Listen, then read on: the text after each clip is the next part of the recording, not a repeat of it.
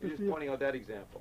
I just wanted to know if you read that book. But see how you expressed it. What you really meant is that what we call art for them was trash. It was trash to motivate the economy to bring them into the churches. In that sense, it was advertising, right? Novelty is advertising. Yeah. They created sculptures to get people into the churches. Yeah.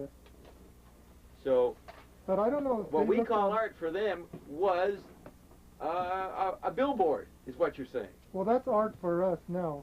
Yeah. I don't know if they saw that as trash, though. No, they saw it as the last word. It was the latest neat stuff to attract. Seductive. It was seduction. Yeah. So the seduction got them into the churches. But advertising is based on seduction. But there's so many layers of culture happening now that we put the seduction right up in front. We have the nude, well, in the 50s, you put the nude model right there. You know what I mean? It was blatant because we were collectively conscious. The unconscious of seduction was naive, and at the beginning of Visual Space and Kubrick Galaxy. Yeah. So now advertising is culture. It is cult. It's a mythic stage. It's the gluon that holds together the quarks. The machines are quarks. I mean, I was saying in that thing that we were quarks, but I didn't want to go postgraduate and say we don't even exist. And when we don't exist, then the machines are quarks. That's the quark tune in my chart.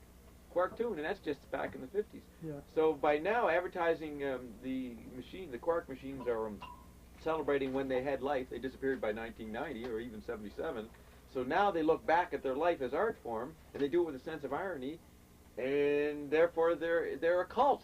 And advertising is maintaining its own mythic past as something we should look at. So advertising keeps going to preserve, like the scientists you talk about, they preserve this bullshit old stuff that was proven a long time ago, disproven.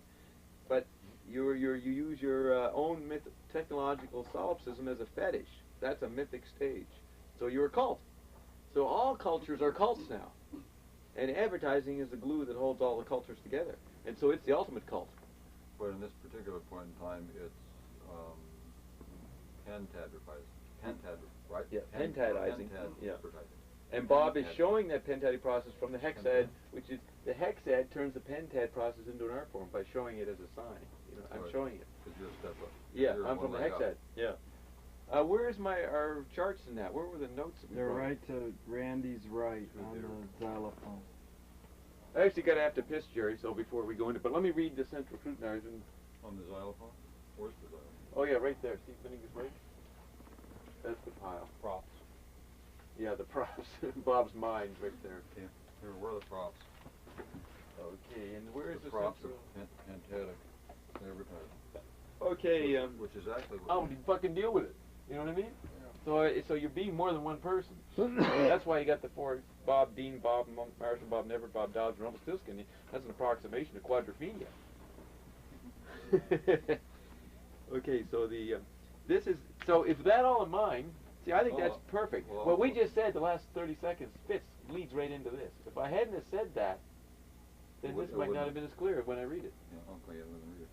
So it's hard to focus, man. I'll have to get to it. Have you heard Joe's Garage? No. You haven't heard the album? Actually, I think only one cut.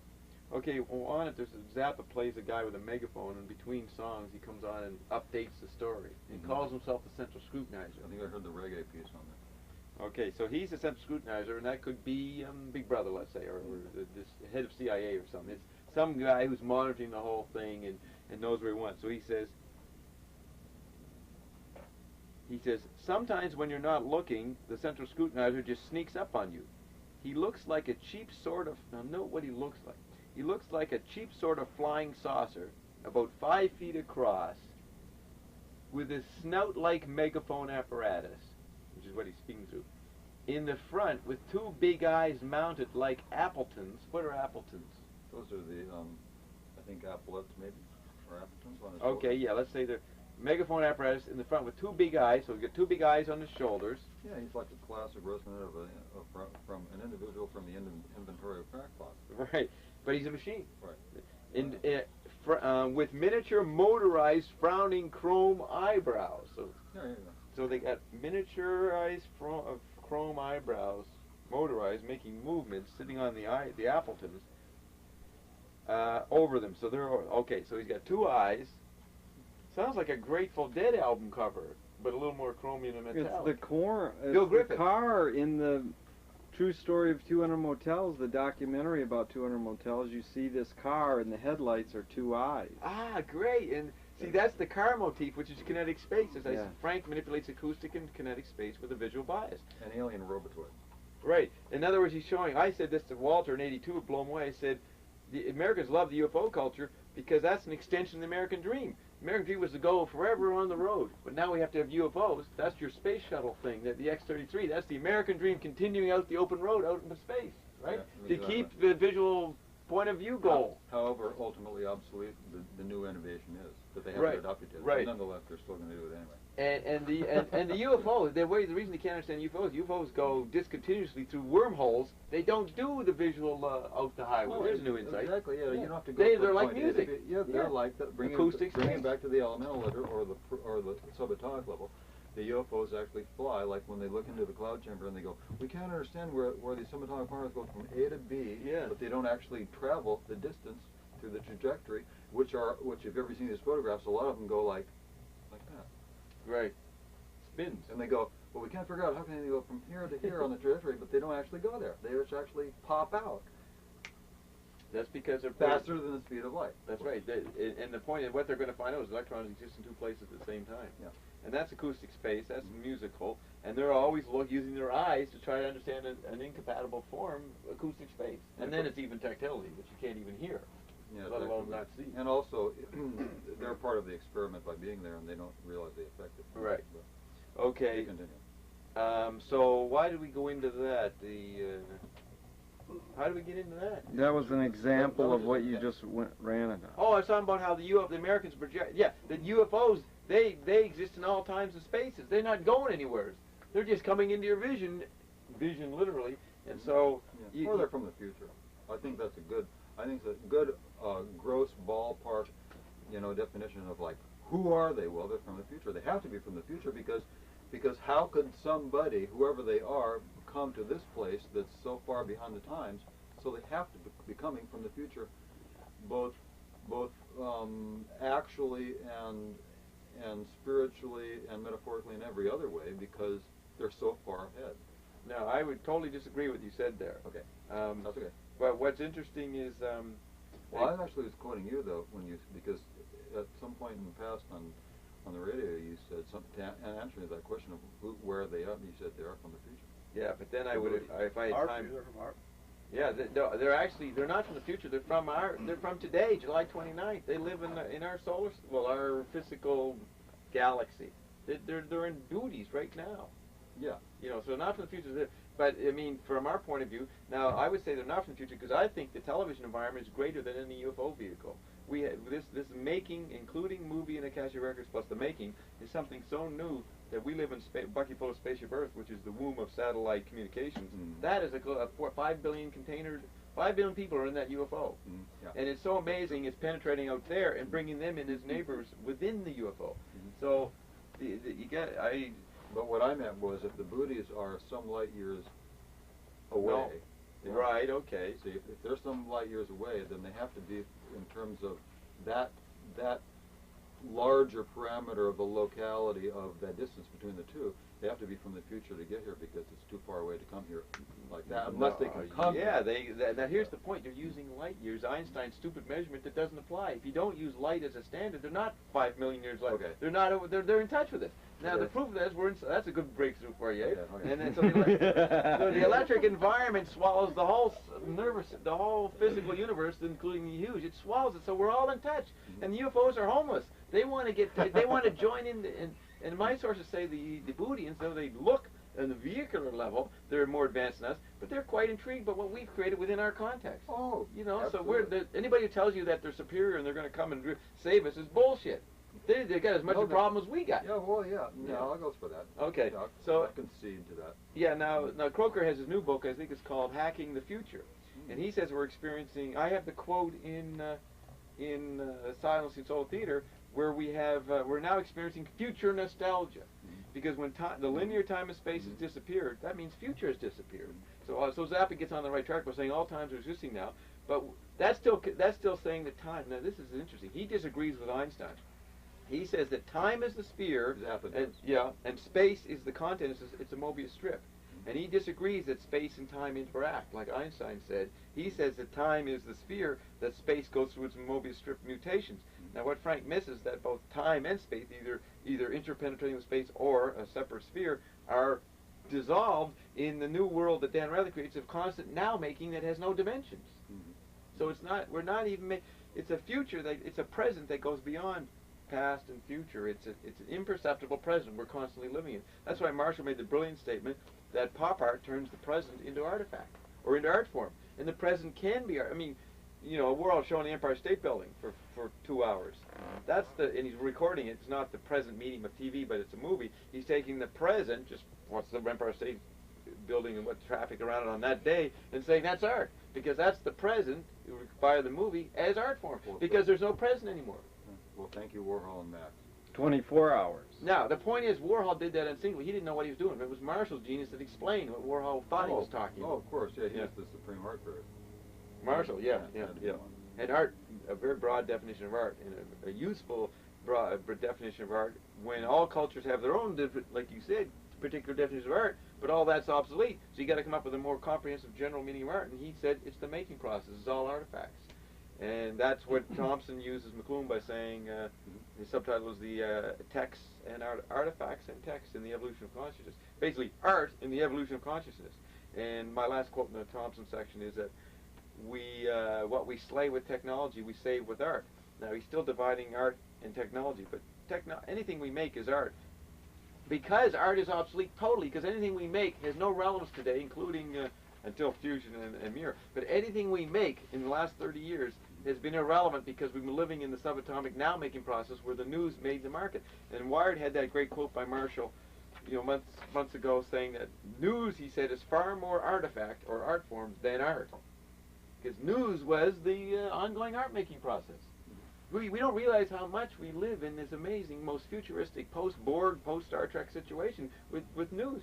That's why it's just as well that you took this very emotionally packed challenge to the audience to really kind of like make this a sideshow act of cosmic proportions, or in a technological sense at least, and you know, get the woman to go away mad. Don't go away, just go away mad, right? Because because she didn't get this was just a joke. Yeah. I mean, but you have to get with it so you can get with it. That's right. Otherwise, you'll be bogged down worrying about it. Right, and so I was the central scrutinizer, which is what Bob Dobbs is. I showed up and they started seeing this human, but then suddenly he looked like a guy with two fucking headlights and eyes, because what I was saying, the concepts would alter the images in their mind of like me, and they wouldn't be able to visualize me, and I'd start to mutate. What'd you say? Like an Ed Wood prof. Yeah.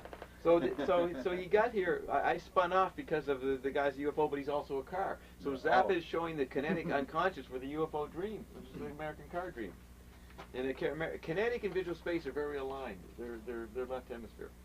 That's why muscular, industrialism was just the extension of our muscles. The early mechanical machines they made 200 years ago were just tendons and levers, all sort of. So musculature in the eye is visual space, or left hemisphere.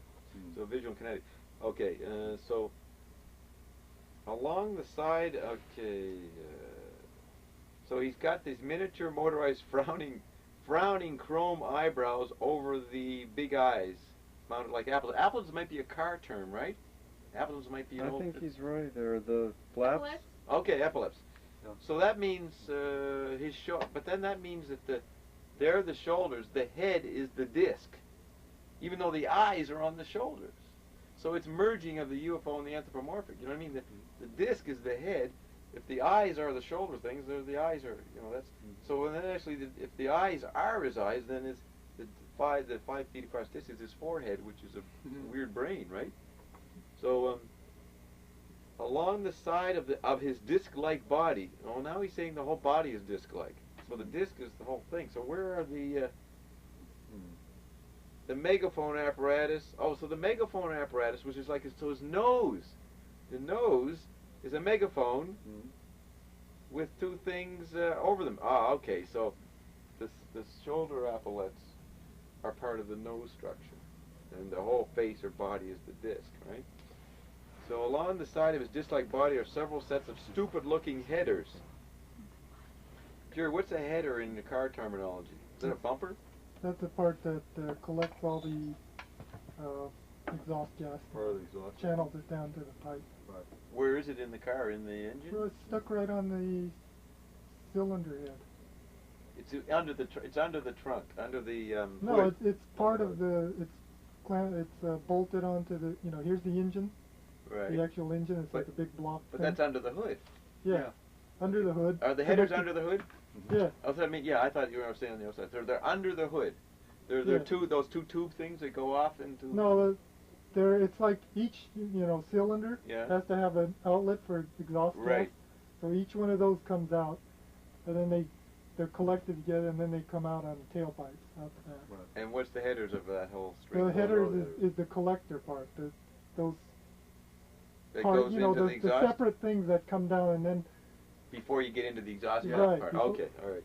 So he's showing the inside. Now he's saying it's the inside of it. It's under the hood, right? The under the hood is now external. So he's saying are several sets of stupid-looking. So along the side of his disc-like body are several sets of stupid-looking headers, which means the headers are taking stuff out of his disc-like body, right? and stupid-looking headers and exhaust hoses. So that's what you were saying. Headers is the first stage of the exhaust hose, and Perhaps like excretory organs. yeah, excremental TV, which I have in my chart. Yeah. And exhaust hoses, which apparently propel him. So they kind of propel him and punctuate his dialogue with horrible smelling smoke rings. So he's making fun of his own self. What's going on? You can't take it? Can't take it being in the camera eye? It's kind of bright in my face. Oh, okay. So so he's talking about the smoke, punctuated dialogue with sort of smelling smoke. So smoke rings, Frank. So smoke rings are coming out of this disc thing, right? Several sets of stupid, which is media. That's the now making. Dan Rather's smoke. Put it in our terms. Smoke and mirrors. Yeah. Smoke and analogical mirrors. Right. Yeah, it's good. Analog of smoke and mirrors. Yeah. Along the side of his disc-like body are several sets of stupid-looking exhaust hoses, which apparently propel and punctuate. So it's coming out. So that's coming out of the headers. In the middle of his head. Now we're not sure where his head is.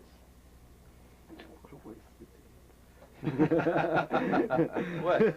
What's a wasted tape? No, go ahead. I'm just getting... In the middle of his, where's the fucking head, Jerry? The whole thing. Ask the car guys, Bob. I was only born in Detroit. I don't know anything about automobiles. Yeah. In the middle of his head, we can see an airport windsock. What's that? No, an airport windsock. It's a long tube, so the wind's blowing in and it's showing you which way the air is coming. Yeah, it's a from. condom. It's kind of like a condom. Yeah. Yeah. In the middle of it, we see an airport windsock in constantly twirling anemometer. That'd be some kind of device in the weather apparatus of the airport. Yeah. So now that's measuring hot and cold media. See, that's the central scrutinizer measuring the hot and cold effects in McLuhan terms. It's amazing how close Zappa is to McLuhan unconsciously. That's You know what I mean? good one, yeah. So an airport windsock. So in the middle of his head, this is in the middle of his head, the fucking windsock and the spinning, twirling anemometer. The bottom of him has a landing light and 3 spoked wheels. That's kind of UFO-like, right? 3 spoked wheels. In spite of all this, it is obvious that the way he really gets around is by being dangled from place to place by a union guy with a dark green shirt up on the roof who is eating sandwich. Now Zappa always likes to show cheapness. He always likes to show the behind-the-scene props, right? Yeah. So this thing is being dangled. And so it's not being moved by the smoke It's ring. like I said, it's just like a cheap, less than B grade Ed Wood science fiction movie. Right, Made okay. Out of tin cans. Right. It conquered the world. Right. And do you think that's what they look? Do you think this is approximating whatever the It Conquered the World looks like? You have to check the movie. But it's that It's an mentality. exaggeration Yeah, of it. it's that mentality. Yeah, it is obvious. It is obvious that the way he really gets. It's a quark tune. You see, Yeah, that's why he cinematic. knew everything. The Antichrist happened before World War II. So then he knows that the science fiction movies, brigade movies, are talking about that past. Oh yeah. And he knows that the science fiction movies are telling you the news, literally telling you what had happened. The movies is the news, Arthur Lee said in Love, that movie, that album Love, that group Love. So Forever Changes is the album. So it's the science fiction, King Kong, all these guys are historical records, the Akashic records. And what did you just say? It Conquered the World is a documentary. Therefore, the present is Disneyland or the Quark Tune. you know. And so science fiction showed the past, because the Quark-toon comes after the Antichrist. It's an invisible thing. It's a cartoon, but it's invisible. It's Quark. This is still visible. So this is pre-1945, all right? It's being dangled from place to place by a Union guy with a dark green shirt up on the roof who is eating a sandwich, pieces of which drop off every once in a while and lodge themselves near the hole where they put the oil in that makes the cheap smoke. That's probably a hole in the apparatus somewhere. Mm-hmm. He hovers into view and speaks to us thusly. He just says, "This is such a good." Now look, that fucking thing is a mechanical version. It's mechanical, you know. It's still a fucking object. It doesn't describe. It's a prop. It doesn't describe the Quark-toon, but that is. There's your twirling fucking anemometer, and you know this is a picture of the central scrutinizer updated from Frank. But what's great is. Oh, that object is called the central. Yeah, that's the thing that talks on the album, and it talks. Remember, this is a Oh, he's describing the thing that is doing the talking. Yeah. With the digital language or whatever, however it's programmed. Well, it's just Frank talking in the megaphone, and he's the central scrutinizer, and he's describing how he looks. Mm-hmm. You know, it's. And you know what it says over and over? The white zone is for loading and unloading only. If you want to get loaded, go to the no. But that's the airport. See, yeah. Now, what's incredible? You go to page 1960. Marshall McLuhan. Marshall said that the most appropriate image for the satellite conductor of media ecology, the way the secret government that I write about up there over Gandhi is running the world, the image of that is a guy in an airport an air traffic controller, and he's moving air traffic, discarnate movies, magazines, trucks, string beans of Utah. It's all being organized from the satellite level, and the anthropomorphic image is this fucking air traffic controller. So the air traffic control is very close to the air traffic controller image. He's got a very good image here of the central scrutinizer or the Secret Council 10. And where can you consistently get LaRouche material? The airport. Yeah, yeah. And Marshall always said that the post office. Yeah, or the down at LAX, the post office is damn near across the street. Right. Just down half there. Right, and Marshall always said that the universe is obsolete, and more people pass through airports than live in cities. More people pass through Chicago Airport than live there annually. So if you want to update the people's sensibilities, you have an airport, university right on the airport. So between flights, people can go in and hear lectures like our kind of stuff or anything, hear lectures and get it on the run. So the airport was the central mechanism of the new magnetic, as I say, the magnetic city. It was the carnate version of the discarnate magnetic city. So the central scrutinizer, the airport traffic controller, is so appropriate to an image of Bob from 1945 to 1977, you know. So the tetrad manager, the assassinator, and all that stuff. So this is a more accurate image of the central scrutinizer or the air traffic controller, because it's a decade dance. Because what Frank didn't know. Oh, please. So this came out during the decade. It came out in 1979. 79. So which era? So which epoch did that fall under? That'd be Croker, 1980, and Croker is very close to Zappa sensibility. So which advertising? That's tetrad. That's the yeah. tetrad. See, Marshall invented the tetrad, but Marshall is triad because he really was groping and he was discovering the tetrad. Croker, as a student of Marshall, he lived the next generation, so he didn't have to sort of see the tetrad. He lived with the tetrad, so he's operating from the pentad position. See, that's the way you work back. I'm operating from the six hexad, so I'm pentad. Croker's operating from the fifth position, but he can only articulate the tetrad. Thompson's operating from the triad position, so he can only articulate the dyad. McLuhan is operating from the tetrad position, but he's triad. LaRouche is operating from the polarized dyadic position, so he concentrates on the monad. It's like a human gropes is always not completely conscious of what it's doing. It's groping and shaping itself, and therefore it is more than what is aware it is. So LaRouche being dyadic, he's very good at manipulating the monad. Bob is a hexad, so he's very good at manipulating the pentad. So Zappa is the pentad, and I say that it's consistent. Zappa predicts the pentad generation, and he's operating from the pentad unconsciously. Therefore, he's predicting and dealing with consciously the tetrad.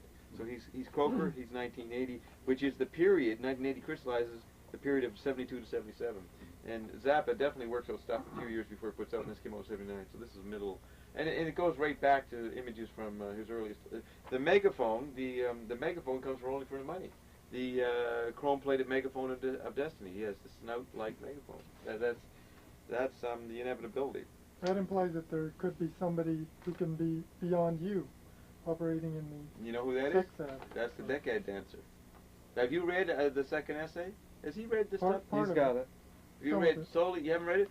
Because remember, the Up the Orphagani, I don't know if it's on the zero. Yeah, it says at the end of the Up the Orphagani, Part 1, Part 2, silencing the virtually solar theater, in brackets, via the Decade Dancer.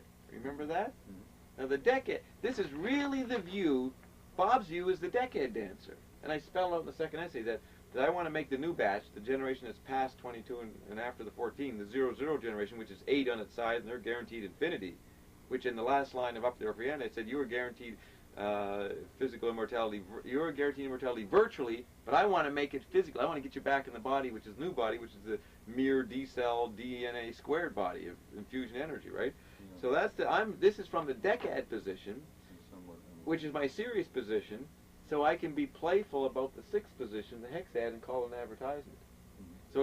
So even this is not, Bob is from the Decad, all right, and that's why it's called the Decade Dancer, which is a pun on the decades. And So does it stop there? yeah, for now. You know, let's for the next 400 years, let's That's say enough. you guys. That's a fucking nut, okay? Like at Midnight Special, you go, well, what will happen? 30 years? The guy goes, 30 years? You mean at the midnight? Yeah, the night. Yeah. This is interesting. I spell out. See, the Decade Dancer. I spell out. He works with the monad, the dyad, the tetrad, the triad, and the tetrad, and the pentad indifferently. So one night I'm down there fucking praising LaRouche, and anybody who's heard me do that says, LaRouche is only 1/10 of Bob, you know what I mean? But the way I do it with Charlie, it looks like LaRouche is very important. Bob's a LaRouche, you know what I mean? But you listen to Bob the next night, he's talking cosmic awareness crap, you know, crazy, what we're doing here, you know, there's UFO stuff, you know, right? So that is, Which is not LaRouche. You know, LaRouche won't have anything to do with that kind of stuff. that is my selection from the top 10 was specifically to give emphasis to the cosmic awareness. Are you aware of what cosmic awareness is? Yeah. Oh, you're one of the first people fucking, that's why, this guy is an important guy to show up at this point. We don't have anybody who even knows what cosmic awareness is. No, that's why I selected it, because couple of years ago, I think maybe this is as many as 5 years ago, I picked up on it, and I've had material. Good, because And then little by little, you came by and ran off the top 10 of it. Okay. when I came by on the radio, you mean? Yeah, when you heard me on the radio. Yeah. Now I came by. See, just currently Bob Came comes by. by, drops in, he's on the phone. Dropped But did you Just get to hear currently Dave dropped Worster? Did you remember the guy who called in? He talked about the fires in California one time. When he was watching TV, he saw that everybody was watching the fire and making the fire go faster. No, I don't think I've... Dave Worster was the original medium, and he's better than Cosmic Awareness. And I used to have him on. Cosmic Awareness is a ripoff, but that's a whole other story. But you know, anyway, so Bob, the Decade Dancer plays with the monad and the dyad Bob, you want to independent. describe the monad, dyad, triad, so on? Do I want to describe it? Yeah. Yeah, I'll get that. But I'm just showing you, if you read in up there, we should have that if I could read the sentences, but it says, if you've read it, it says, the Decade Dancer plays with the monad, blah, blah, blah, blah, all 5, indifferently with no priority one or the other. So he's like, he can, even though the tetrad seems to be important position, important platform, then we square that with the pentad after 67. But then, if you're real smart, you realize there's a fucking hexad, but then you realize Bob's talking decade. So he's playing, remember it's a replay of 69, so I'm replaying with the discontinuous interplay of the monad, dyad, blah, blah, blah. Because the point is that, as Peter Drucker wrote, his name of his book, inspired by McLuhan, is The Age of Discontinuity. This is a everything has no connection between these things.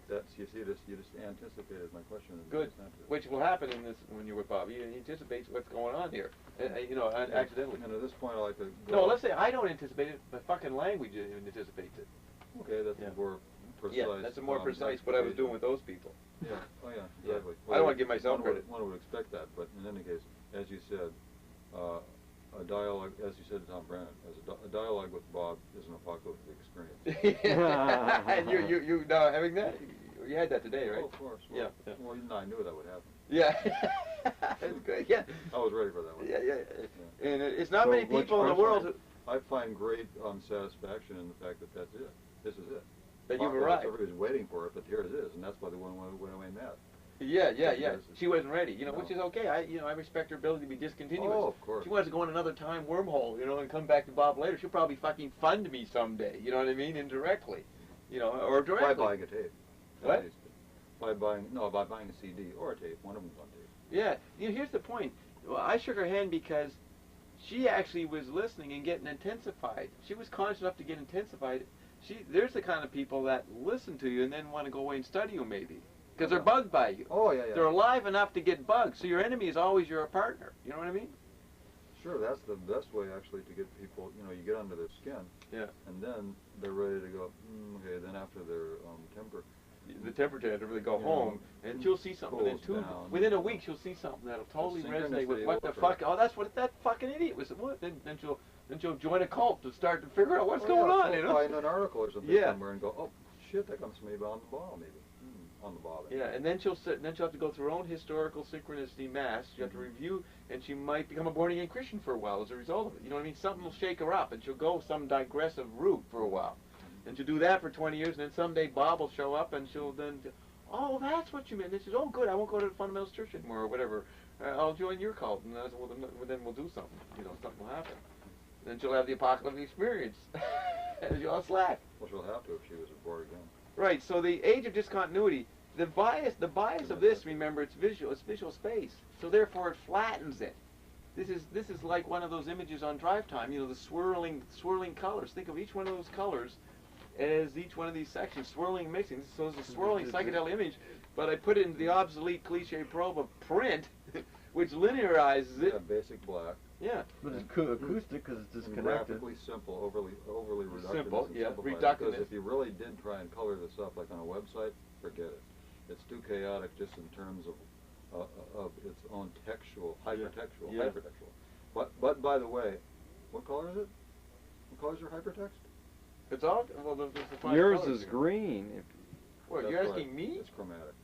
Oh, you mean under Bob? Yeah. Oh yeah, it's green. I'm the guy. I'm the central screw. Now, was he in the fucking? No, the guy who's controlling the UFOs in the green shirt. That's me. I'm the union guy up top, right? In this. Remember, he had a green shirt on. That's true. And okay. So what were you? So these. So this is not. I'm taking the obsolete fucking medium of a chart and using obsolete print in a society that can't read. That's anarchy. That's like viciousness. I'm picking the wrong medium to communicate my thing. But it's the only medium, that's actually a great medium. It's the underdog medium to present this. And Flipside's reduced it so small you'll never be able to read it. No, they actually didn't. They did it good. They make it, you can read it better than Flipside for some reason. But I think they enlarge the font. That is the, participatory problem with Flipside. Oh, God, it's horrible. But in any case, no. No, he has a question. No, what's your yeah, you're going to... What would you say your question? He's you done answered that. my question. What was it? He's done that, and we're going to why you're using the term and how we more accurately define the reference to discontinuity, but then you did. You were answered my question because you quoted. I said age of Drucker discontinuity. saying Say the question that you were thinking before I said it. My question was why. What was the most accurate definition of why you were using that word discontinuity? But then you coined it. But I hadn't said it yet. Yeah, you did. Oh, and then you actually quoted Drucker as coming. Oh, did I say the word discontinuity before I said the title? Yeah, and then you referred to him as coining the age of discontinuity. Yeah. So that. You did both those things. So you You're didn't speaking so fast. Yeah. You're ahead of yourself. Yeah. So when I said the word discontinuity, that's first. Then you said, "Oh, there's a word I want to ask about." You didn't think of it until I said the word, and then I kind of started to go into it. And okay. So what? So the decade dancer fucking fragments and plays with them simultaneously. And so one day he's a LaRoucheite, the next day he's a Croker, next day he's a Thompson, and Bob's everywhere. You know what I mean? Yeah. And he's only doing it to irritate them. I don't believe in any of these things, but I'm there to use them to move them along because I'm dancing. I'm conducting them. I'm operating from the 10 position. So what at is best, the function of the monad, dyad, triad? The monad is the one. You could say the dyad is the circle. Yeah, that's the thing we don't get to. That's God, right? Yeah. And of course, there's all different cultural things, but monad is a phenomenon. The one is approximated by the dyad, tetrad, pentad, blah, blah, blah. They're all the Platonic solids. So you could have monad is the one, then the Platonic solids are the dyad, the triad, the tetrad, the pentad, and the hexads. You get 5 Platonic solids underneath the monads. You can shift the 5 and the 6s up and down here. You know, it's shifting. You know, it's like watching a lake, and you see the light, and you can't see where one begins, and you know, it's the Siddhartha experience. It's when you look at tactility, you can't see. You can't make distinctions. And that's the way humanity was in the beginning. They couldn't see anything. In the gradual detachment and visualization through raw script or iconography, and then script, and then the alphabet, gradually started to divide the water and then make categories. Now TV comes back in with the extension of tactility. That's why the symbol for water, for tactility, electric media is water. We're now in that, and we're in the water again. You know, we can't make any situation, and it's a virtual one, and then that's 60 to 90. So this is a rippling water. They're all rippling. So I can really hypertext this. You know what I mean? Photonic scintillation. Yeah, it's like remember, it's a cyclotron. We're looking at particles. These are all little particles whizzing about. And but they're also galaxies. What do you get? The red giant, the white dwarf, the quasar, the pulsar. Those are black holes. They're huge fucking things. But they're puny because they're physical matter. They're inside man's virtual environment. So there's no bigger than a eukaryotic cell. You know, in ratios. So what was your question? I don't know. Describe the function of the. Well, you just talked about the monad. The dyad is. Oh, well, your question was what's the monad? Yeah. Well, you just talked about the monad. You wanted to go through these. Yeah. Describe the dyad, triad, tetrad. What's important is to look at Rai, Eloi, Tu, Lofty, and Bob, and relate them back to the 5 Finnegans Wake characters on the first chart, A, L, P, H, C, Shem, and Sean, because you can see that Rai is male. Okay, he's well. What you got here? Let's be more specific. Okay. It's important how these are mirror images in a certain. On visually speaking mirror, you've got ALP on the left, and HCE in the middle, and their children, their extensions. Shem the artist, Sean the straight guy, and Issy the daughter. Okay, so those 3 in the middle, they're actors and retrievals of these 2 things. So the bookends are HC, ALP, and HC, but the way you look at this, I've reversed it. If you think of Rai as male, it's the HCE, it's on the left side now. And ALP therefore has to be under Bob, and that's Bob as a woman. No, that was consciously done. This is the great thought that goes into this construction. Green is right? feminine color, I would think, more so than. Yeah, green. And Rai is orange. And it's hard to determine which color should be which. But I have my own system, but anybody can switch it around. That, I think, is accurate. Yeah, I think I actually come up with because what I have is Shem is Eloi, the creative, weird individual, the mutant, the artist, the innovator, the novelty. That's red. He has the passion of physical. He's the one who manipulates physical matter. Like most citizens come in and they wish they were in heaven, dead or back in heaven. They don't have any passion involvement with the senses. Passion is red. The so passion is fire for the alchemical process. Right. Which real inventors are. They take this world seriously. Like Zappa, there's a guy who was passionate, man. He just loved sound and worked with it, and worked with any technology that could help him. So he's Shem, the creative underground artist, right? The upsetter of the establishment. Now Sean is the government, the establishment, the status quo, the preserver of the past, the Pope. And that's why he's Tu, which can be French. French Tu means you. You are the stabilizer. You're the asshole. You're the pink, you know. And Eloi can evoke the Elohim of the Bible and the Kabbalah, you know, the gods, the creative impulse. Yes, and the gods were the ETs, of course, of the Buddhists. Right. So 2 is you, and that's the government. Your sense of you need, Marshall had the phrase, the communities need to know. I am me, but I am not me unless I have someone else. I'm not an object. I am a relationship. And so I am you. I have to respond to your reactions to me. So society is you-ness. It's the eyes together and sharing you-ness, right? So, and then we demand we generally need a filter and a collective or harmony. So we have a government, some kind of agreed upon symbols that is linguistic, right? So that's why under 2, the lowest common denominator. Right, which has a service and a discipline. Oh, well, it should. Yeah. So It Sean. doesn't get out of control, which it has, but. Right. Well, that's because there are new hidden governments that make those ones be ridiculous just to distract people.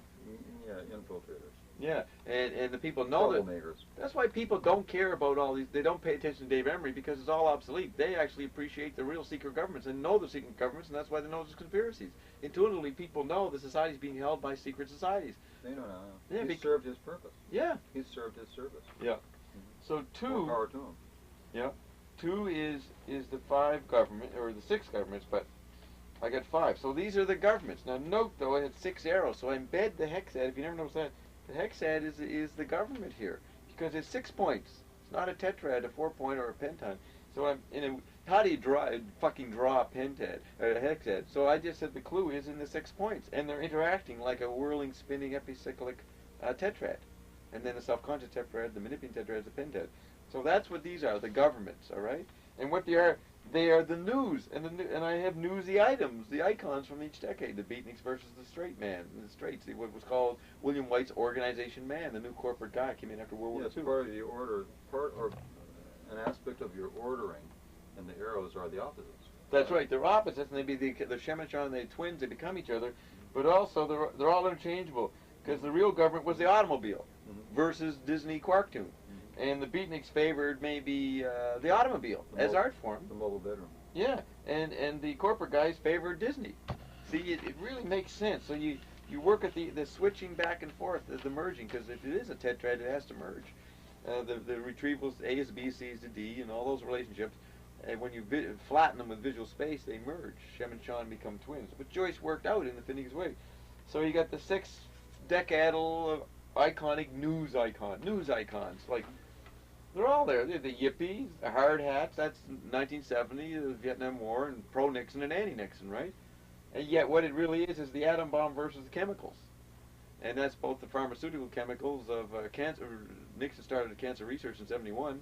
And it's also the hippies chemicals, the LSD chemical warfare. And then it becomes areas or geographical zones, Atlanteans versus Tokyo. And that's when the Japanese started to take over. I want you to define that one. That was a mystery for me. I'm not sure. Why the cities and the cultures? Why the opposite was the Atlanteans in Tokyo. Okay, I know Tokyo's Lemuria. What? No. Tokyo's Lemuria. Okay, here's the way to go to that. I'll tell you that, how to do that. On the dyadic principle of the twins mirroring each other, LaRouche and McLuhan are mirrored by the twins Thompson and Croker. All right, so you can put a line between here, because remember it's after 1960 and everything's happened, and we have McLuhan down as 1965 and God is 1960, but from 1967 to 72, 67 is Thompson. When I explained the article, the first one, that Rai returns to essence in 67. So the satellite environment has been subsumed. So the Summer of Love? Yeah, and the satellite environment has disappeared. And remember, this Graham was a satellite, the central fucking scrutinizer from satellite. His content is the 5 TV forms, all right, which are spelled out in Croker's book, Spasm. Which if you got the book, we could just read you them. They're pretty neat, the 5 TVs, because the TV is the end of technology, as Marshall said in Understanding Media, but the satellite is somehow kind of a part of that. So satellite and TV oscillate back and forth. Matter of fact, when the guy goes on the spaceship, he's got a TV screen there. He's looking back at NASA or whatever. Well, just like Orwell predicted, the TV was going to be the black, like maybe perhaps a black hole monad of omnipresent. Right. Those are your terms. That was what he was trying to say with his book, right? Yeah. The Big Brother aspect of black TV. But that's a good word. It's a black hole. What was it? Black hole omnipresent. Monad, right. Yeah, because remember, all these things, if you emphasize man-made nature, these things are media, the 5 elemental forces. And then they fragment into fake differences, newspaper, movie, book, and whatever the other one I have there is. So every one of these words, these 322 items, can be the whole thing. It can be a black hole and take the whole thing and chart it into its framework. So all these things are genetics. They're electrons, or protons, or they're holographs. Yeah, they're holographs. That's hypertext. They're homeopathic cliche probes. That's indicated at the very bottom, right? So any one of these things, that's a hologram. One little part contains the whole thing. So if you want to make a eukaryotic cell the ground, that's the monad. Then everything comes out of that and shifts to its terms, its definitions. All right. But it's all oscillating and spinning, so it's a spin phenomenon on a large level. Everything's spinning. So does that lay out the stages of cognition? Yeah, there? yeah. Because as you move from a monad to a dyad to a tetrad, you're moving through stages of... That's why on the pentad level I have all 4, meaning the previous 4, plus What? Good point. Yeah, plus stages of apprehension. The pentatter is aware of the stage of apprehension plus, because he's got to deal with the fact that he's aware of it, so he's in a new invisible environment, which is the hexad. And that's quadrophenia plus. The pentad position, the Bob Dobbs position, 1990 is quadrophenia, all four things used separately, indifferently and chaotically, plus. You know, it's always the plus factor, right? But the plus is what can't be said or can't be visualized because it's the present now. You know what I mean? Like I said to those people, I said, what I'm trying to tell you, you cannot understand and I cannot express. But I can talk it real fast, and I'm like going up the asymptotically to very close to describing, performing what I'm trying to talk about, which is what's happening around them. So that's why you have to talk so fast. Yeah, yeah. Well, of course, but Yeah. nonetheless, it was simply, actually, it was a collective performance art piece right there, spontaneously, on the spot. Collective in the sense they joined in. Yes. Yeah, I'm able to live. That's the radio show. That was the first time you saw the radio show in anthropomorphic, you know, human scale in the room. Because I used to get on there. Everybody used to be amazed and say, Bob, you go on there, you say a few words, and you get fucking calls. Who the hell can fucking elicit calls that fast? Or usually you have to say some bullshit line or something. But I just would go on, say a few things, and immediately some fucking reaction happens, and that's what happened there. We got, I mean, in a sense, Igor got swamped away. You know, I didn't want to, but everybody started going into and asking my stuff, right? So Jerry wasn't going to let me go on the second panel because he thought I'd embarrass the young kid. There's no fucking way. I finished when I started. But I said I'd be polite and let him have his day for a while, you know what I mean? And actually... So you did. Yeah, I did another one. I can't remember. Did anything happen in the second one? No, you only got one question and you answered it real low key, and it was like, Yeah, I was. It ended sooner than we wanted, and then the people swarmed, and so Then it I was had more one-on-ones. one-on-ones. Yeah, but that was and I was glad that happened. Paired off for challenging debate. Right, they were processing the effects, but I'm glad that I was able to be. I knew whatever happened. The second one was because when we introduced him the second time, people went, Company went, oh no. but I knew that, Jerry. They And I were knew bringing Bob Dobbs back. Yeah, but I went on there knowing that whatever was going to happen was going to be a perfect complement to what happened. So I wanted to show that I'm not just a maniac, but I could be a bland guy too. So it works, you know. So you had a blend out. Yeah, I just did a blend, and then I didn't mind it. You know, I wasn't worried that it was a blend out. No. So it just had to be. Just like that experience was a carnate dialogue. What experience? The whole performance piece there. It was a carnate. It was a carnate dialogue as opposed to the carnate piece is mind fucking. You have to have mind fucking. Yeah, rather than discarnate. Bob, let me just remind you, Mark Freed's going to do the chart too. Right. So maybe Randy's got some other questions or stuff he wants to go into. No, this is very okay. Yeah. No, but you're about wrapping it up. Yeah, act the chart from different angles anyway. Yeah, we did the chart last night a bit, didn't we? I remember don't think so. Who did I do the chart with? Yeah, you did a little. I did a little. I did a little with you. So now this is the next. Because my whole mission, basically, in this trip is to explain this chart. This needs to be explained. So I want. How long has it been realized for? Oh, I've had this for years. It's just I never had a medium where I had to put it down in print. So when Flipside demanded articles, I had to fucking organize it. But it was very easy. I have it on my computer. I had this stuff for years on my computer. But I did have to figure out how to illustrate it. I just wanted to see what it looked like. I never made the chart. It was all in sections on my computer. You know what I mean? No, it's very valuable that you were able to do it that way. Yeah, well, this shows you how much I knew my stuff. I tapped out this stuff on the computer over the last few years. You know So I didn't have it 10 years ago, but I had it in my mind. I think what you should do is, in some way, you might just do nothing more than have a subtle color background instead of white, and then change the. I know you can make them all shades of according to the top color. Right. I make them colors. And then make that's a little what poster Mark Freed's doing. Oh, he is. Yeah. Make a little poster. A web page. No, web page. You got a web page. On a web page. Yeah. Yeah, and this is a map. And part of the reason for doing it is that there's a chance for me to make a CD-ROM. So this is the map for the CD-ROM. Read-only memory. There you go. That'd be good. Yeah. So what did I finish this point? CD-ROM. The tetrad, the quadrophenia, the stages of apprehension, right? Because these are the stages, but there are no stages, you know, into this now-making situation. So it's a retrieval of a as Marshall said, people need concepts to get a grip on reality. And they need concepts for a while until they realize, fuck, I can't conceptualize it. But they've been strengthened by getting a skillfulness with concepts. They sort of done well in it, so now they don't have to have an ego identification whether they're smart or not. So once they realize they're smart, then they can let go and realize what the present is, which is you can't conceptualize. So so this is Because it's obsolete. What? This is because Yes, conceptualization. But if you want to, We don't have brains. Imagism is, Humans and brains and all those parts are obsolete. You can't do it. if you want to try to communicate this stuff to someone, you need these elements because you got to be able to juggle and talk fast.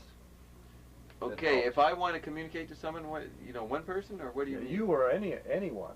Yeah, no, you know. but Oh, you mean you're saying if one learns this stuff? Yeah, once Then you get you're to a more- place where you realize you don't need it anymore, Then you can play with you it. still grab the elements because it gives you balls to juggle That's with. the art form. Once you're outside it, once the past, which was controlling you, you're outside of it, you can be playful with it. oh yeah, and that's part of the. Then every individual who attempts to master this can become their own street corner performance artist in this sense, which is interesting in any case and controversial and challenging to people and get them to either appreciate it or go away mad or whatever. I don't know, but in any case, it imprints at some level and is meaningful because it's interesting. It is interesting. Right. Even the people who are, I mean, there's Who no doubt objected. about that. Even if they objected it, They it's knew so, it was fascinating. Yeah, it's so incredible that they can't imagine that someone would actually be there saying that to Yeah. them in their face. And it helps to speak fast. In fact, I thought I'd make a comment that for a number of years now, I've found myself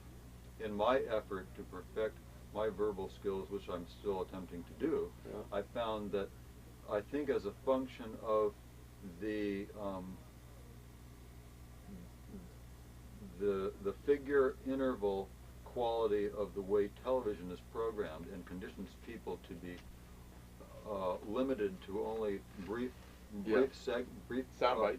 brief soundbite Experiences. soundbite lengths of attention span. That if you want to speak with anybody about anything, you find yourself having to speak Fast. very cram it in. fast Yeah, to get, get their span. attention. I mean, no matter what the subject is, Yeah. because people have been conditioned in that way by virtue of the TV to do that, because they have such a short attention span. So I thought for quite a while about the fact that I was attempting to just do nothing more than perfect verbal skills by talking with anybody, but for some reason it was the nature of doing that with just anybody required you to speak fast as you could talk and speak, just to be able to say anything to anybody and get them to sit still and listen. Now I see that it's very valuable in the context of what you just said, namely that by definition this kind of information requires you to do that. So it behooves everybody to actually be able to do that if you want to talk about any of this, because there's so much you have to say that you need to have that ability. And if you you have don't, to end quickly too. You and You gotta let them interact because it's participatory. but you see, this is like a kinetic. I guess that's the right word. A kinetic massage or conditioning factor to keep your mind sharp. Now this is very good in a biological sense because people become senile because if you don't use something, if you don't use it, you lose it. Yeah. Right. So actually, this is very valuable in that sense because it perfects people's skill to use their brain, and then they can, So this is very good. And from I'm the greatest musician alive today. Yeah. I've brought. You see, lockdown bulb rule happened in 1990, and so the speed. I'm always been good at talking fast and people actually getting it, even though when they think about what the hell was it, their after image is incomprehensible, but they get it. So I'm the fastest I'm Cecil Taylor fucking the mouth, right? Or whatever you want to say, John Coltrane. So I'm a great musician.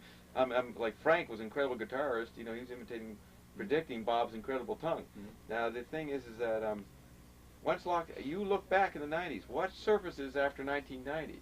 Bob ain't gonna surface in the mainstream, but Bob's a black woman. But what surfaces? The fast fucking talking Camille Paglia. And they think she's a McLuhanite. They think it's a brand thing. So Camille Paglia was resonating, you get that, Jerry? Was resonating the rise of Bob by being an approximation. And Jerry's dream was always to get me with Camille. And that would be a weird experience, the two fucking motor I'm mouths. glad you mentioned that because that occurred to me myself. Camille is actually impressive and just saying, wait, you can turn that light off? Sometimes. Sometimes? Why not? Why? Because you're in bad light then. Are we in bad light? Yeah, but we can let it off for a while. Oh, okay, yeah, all right, that's good. So what were you gonna say? Kind of like hangs around for a while until it fades out, and then you have to Yeah, you boost it up again. boost it up again. Take the words right on the mouth. Okay. Well, Camille Paglia is impressive in her. She has pretty much fully realized this I think it's kind of like consistent with the criticism that you made earlier on today about the feminine attempts to achieve or assume an emasculated persona to get equal time in a male-dominated culture. And she has mastered that to no end. And then she uses it like in her performance pieces. You know, when the Q&A comes for her lectures, she just jumps on their case and asks and challenges people for asking foolish questions. You know, because she's got such an attitude. Because she takes, you know, she prides herself in this ability, this verbal skill, this rapid fire. You can't get a word in edgewise. So actually, only someone like you would be able to deal with her on a level that would challenge her ability to understand her revisionist feminist history in a way that she doesn't perceive it. Because there again, her tunnel vision reality. Camille's a failure. Now explain, because it's like it's protease inhibitors. But only do it. But only do it.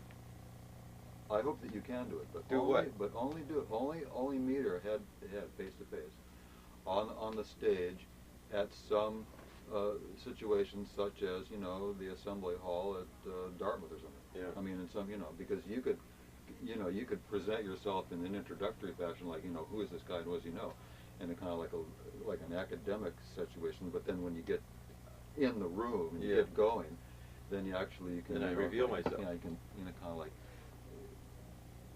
infiltrate the halls of academia. Yeah. She'll go to chop Bob's dick off and he'll go, "It's a pussy, oh no." Yeah. Most people. That would be that would be good. An interesting thing. Now, what is that? Many people, when they interview Camille, they would go, "Fuck, that was so fast, I couldn't keep up with it." She'd wear them down.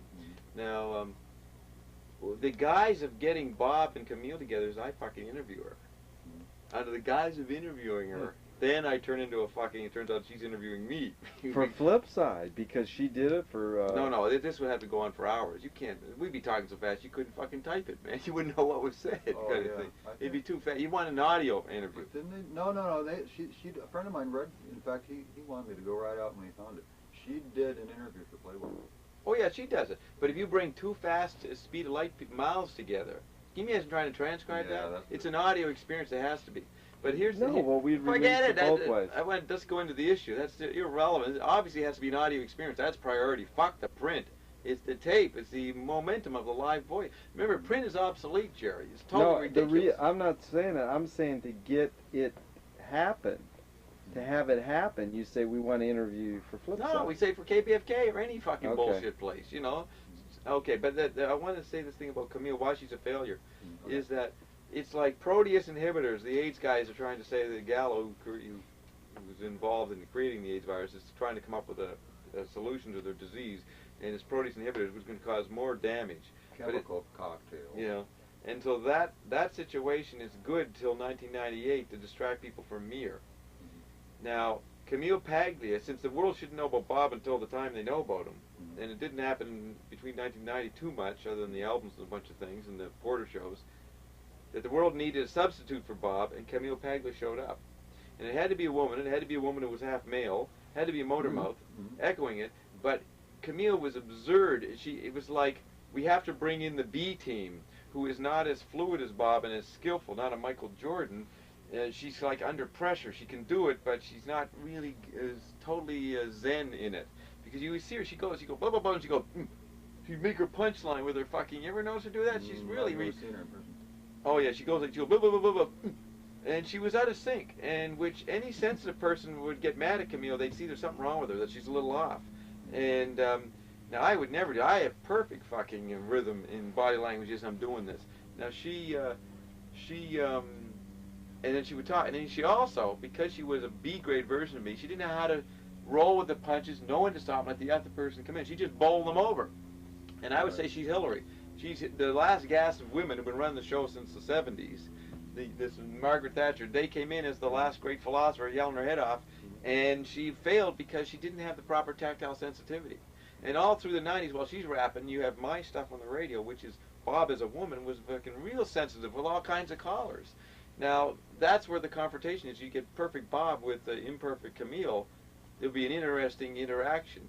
And I can't say, I would say that, I'd blow her away immediately. but she'd probably have a tantrum like that fucking person to walk out of the room, because I don't think she's supple enough to handle with her to deal with the defeat, because she's so maleized. She's got a huge male ego. She's a bigger megalomaniac than Bob Dobbs. That's what she goes. Yeah, like she's actually imitating her father in a debate. She's debating. I don't debate. I massage and manipulate and lead them into insights they don't even know they're going to get. She's a dialectician, doesn't realize that's obsolete. That's right. She's just a supreme, male masculated feminine. She's Rush Limbaugh. It's She's like afraid of LSD. Yeah, she's afraid of all. You'd probably be like a hit of LSD for her. Here's the point: is that LSD is the psychedelic computers are psychedelic for the business community. Right. And Croker and his wife did a book, The Male Hysteria, where they got some guys on their team to write essays about the 90s being the decade of male hysteria. And that's what happened, symbolized by Rush Limbaugh and symbolized by Camille Paglia, who's the feminist as a male's own.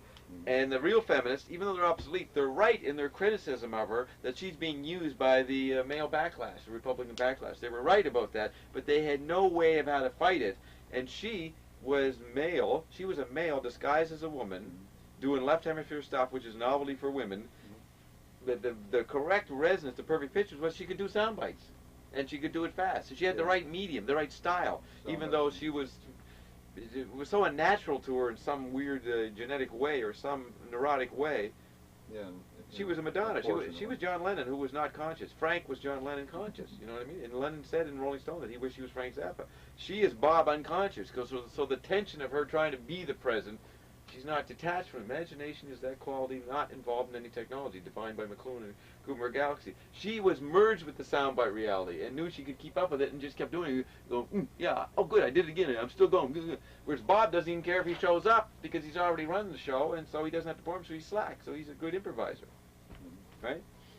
So like Camille would never be in that second point I did in the second panel, just be relaxed. Right? Yeah, she's like a supremely excellent technical musician, but when it comes to she's not a great composer. When it comes to the end of the bar, and this is where you're going to do your solo for endless bars. Yeah, she's not a good improviser. She has the style of the soundbite improviser, but it's within a pattern. And after a while, you hear her, she repeats her stories. She repeats. She doesn't know how to make a new story. That's why her later books were just clippings of herself and her media phenomenon. Oh yeah, her later books are just her showing what she did interacting with people once she was famous from the first book. Oh, autobiographical. Yeah, media advertisements for the fact that she's got a good position. Yeah. Coming out with the second version of her big book.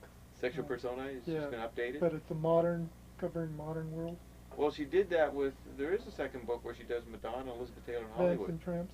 Yeah, but that's I don't know, but maybe collection. there's another. That's the collection. There's another one. There's supposed to be an original book that she's writing. Right, but I've looked at a book that has Madonna and Hollywood, Elizabeth Taylor in it. Is that Vamps and Tramps? That's Vamps and Tramps, okay. and it has which probably is a cartoons transitional thing to her big opus, which is dealing with a bigger range of modern stuff. That's just a hint of it, probably, right? And does Tramps and Vamps have articles and that in there too? And like cartoons in the papers about her. Right. So you had Sexual Persona, then you had the one with the articles was Sex and Culture or something in America. Yeah, and then the Vamps. Tramps and Vamps. That's it. And then the fourth one's coming up. So she's going to tetrad herself out, So I was explaining the mirror thing. You remember the mirror? Okay, because Rai returns to essence. So Thompson and Croker replay LaRouche and McLuhan squared. It had something to do with your question about apprehension. Stage of apprehension, the mirror. You see, you asked something that made me. I had to explain the reflection here. I asked you that yesterday in the van. No, you asked it early. Nice. Maybe, yeah. Did I go into it? Maybe I went into it. I think I remember going into it. But what was it you said that I was going to explain how this mirrors that? This is negative land. See, land ended, reality ended in 67. Then you have the after image from 67 to 77. So these are the after image guys. Thompson's always taking on LaRouche. Croker's always taking on McLuhan. Croker says McLuhan was wrong in his recent book. He says that Marshall talked about media as the extensions of man, and Croker says, no, media are the humiliations of man. Now, what Croker doesn't know is that Marshall never meant anything that he said, and that Marshall knew that media were humiliations, and Croker didn't know the manipulative satire level. So Croker is just an after image of the real McLuhan. He's a mirror reverse image. Yeah, he's McLuhan. He's a accurate image, but he looks like reverse because he doesn't know Marshall included the reverse. Right. So that's important. And LaRouche and Thompson is the reverse image of LaRouche.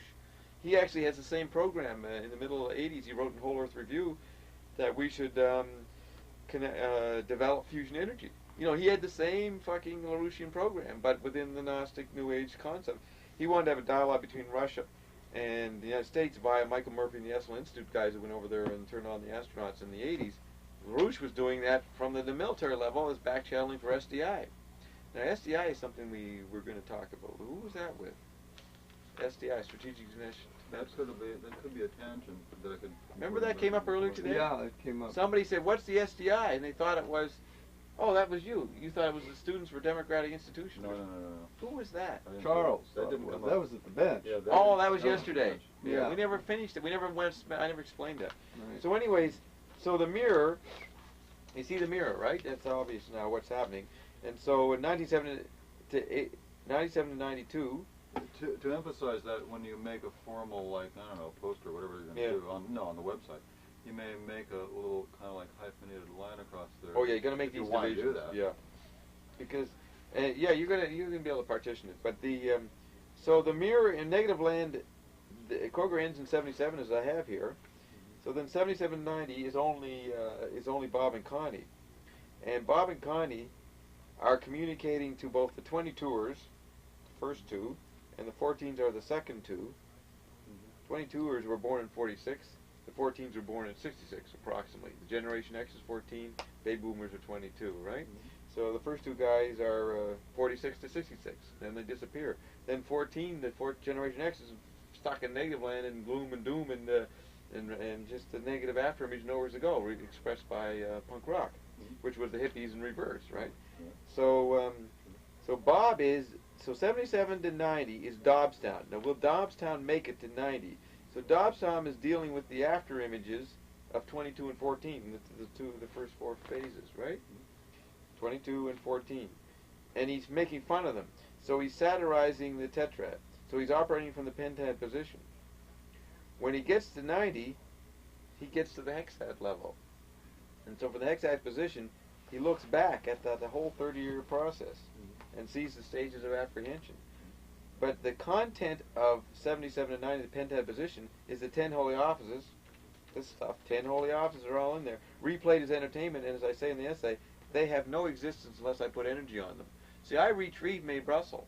She had disappeared by 1977, 78 after the Senate. I retrieved Beater, Zappa. I retrieved all these things for the Canadian audience and whoever else heard it, because it could be on satellite, anybody could have heard it. I retrieved Cosmic. All the holy offices are the 60s.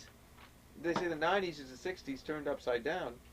If you look at my holy offices, they're all basically 60s phenomena coming from 67, spinning out from New York City as pentatters. Well, the 60s were the most important. It was the end of time. That was the right return to essence. Right. So they all had to be from the 60s. So the Wired magazine markets the pink version of the 60s, and Bob on his album, Bob's Ecology, shows the great hits of the 60s, the 10 holy offices, and they operated from the pentad position, which is the 1990 position, pentad. So all the holy offices are pentatters, unconsciously.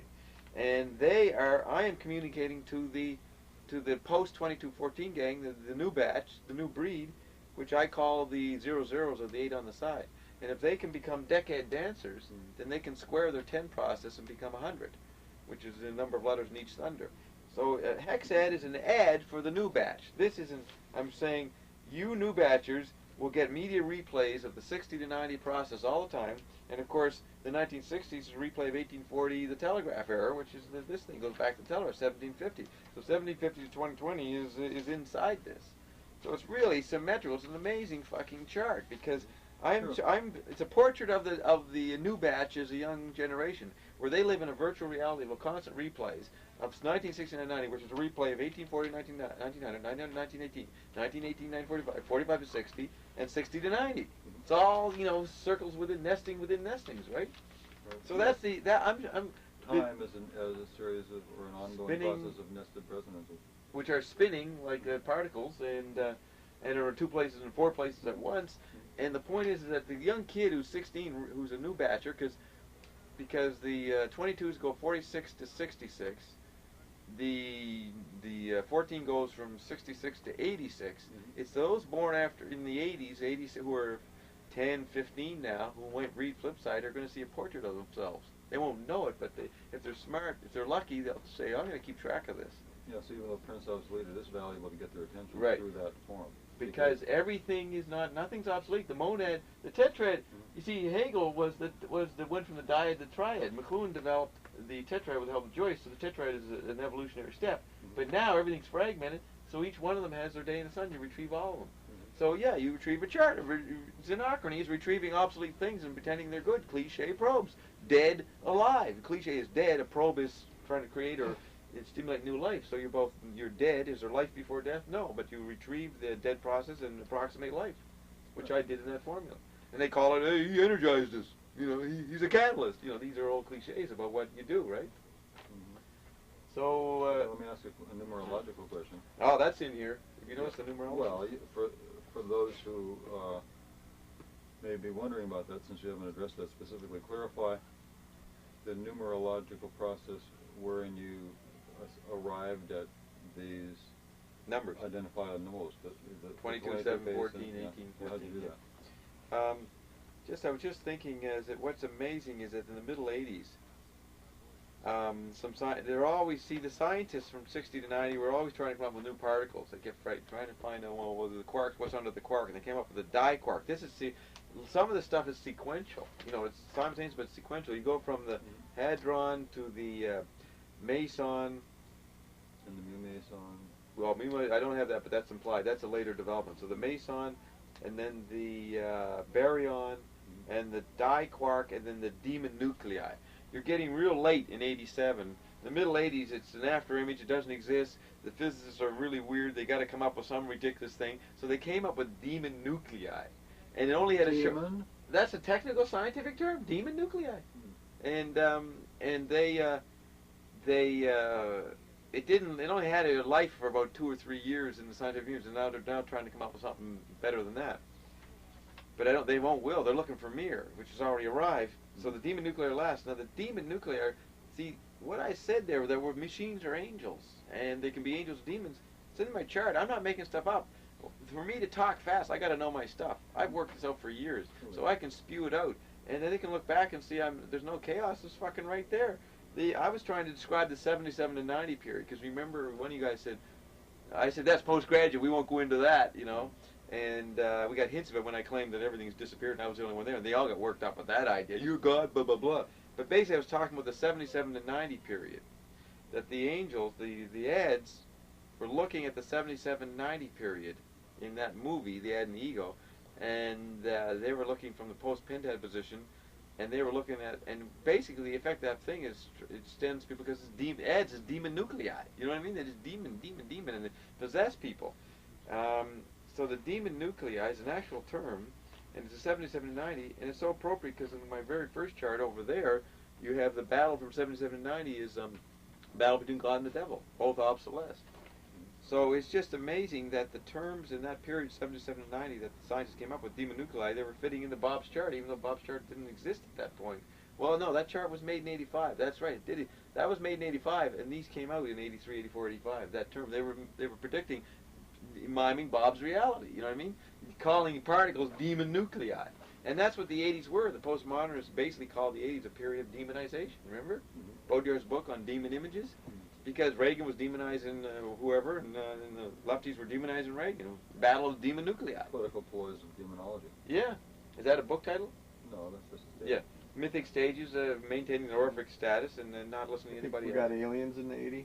Yeah, we got aliens. Demon nuclei, abductions. ID4 was the ultimate realization of that precise thing. We said that earlier off the record. Now look at that. See, we're coming up to 98. That's why they made it. Although the people who made it, I don't think knew it. But here's they're channeling Lockdown Bob Roll. Right, but check this out. Right in the LA Daily News, and I believe it was June 14th. I should have brought that, but I didn't. But in any case, a woman gave me this, and it was all folded over, and the page that was folded over too, deep in the article, or in the article, was one of those inset sections where they take a quote and they bring it out in large print to get you to read the whole thing, to attract your attention. And it was actually a quote by the writer and the producer. And then he said, well, to answer the question as to why the movie we wrote the story the way we did, which was actually nothing more than a recombination of another a number of sci-fi films, but primarily of which was Earth versus the Flying Saucers, starring Hugh Marlowe. But in any case, he says that we wrote it the way we did because there has been this fantasy. That's the term that he used there. That in, like, you know, popular culture and sci-fi world or whatever, there has been this fantasy that sometime into the future, a unifying force will intervene, divine intercession by UFOs. Will intervene in the situation, which will become a unifying factor between the superpowers, you know, to fight off the evil outside forces of the extraterrestrials. Okay, but the truth was that even though he said it was a fantasy, the actual fact was... Oh, he didn't. What you're saying now, he said? I'm quoting him. He said the truth of the matter is... No, I'm saying that the truth of the matter is, if you've been following ufology, like I have, is that the operative term there being a fantasy that this would happen. You know, the people who were, you know, fantastic, imagizing this possibility. You know, meanwhile, Carl Sagan and everybody says, no, there are no ETs, and if ever we find any, it'll be radio waves for our radio telescopes. Bullshit. The truth is that he's dying. That guy's dying. Literally, he's sick. On 4 or 5 occasions in public, the most prominent of which I have on tape, which was an address to the General Assembly of the United Nations, Ronald Reagan said literally that. And on 3 or 4 other occasions, he said literally that. It's quoted in Coker's book, Panic Encyclopedia. He said it at the Gorbachev summit in 85. And Gorbachev confirmed that Reagan and Gorbachev had a dialogue in that regard. Now, on a video called Are We Alone, which documents the work of Zachariah Sitchin, to bring me back to that, of the previous reference.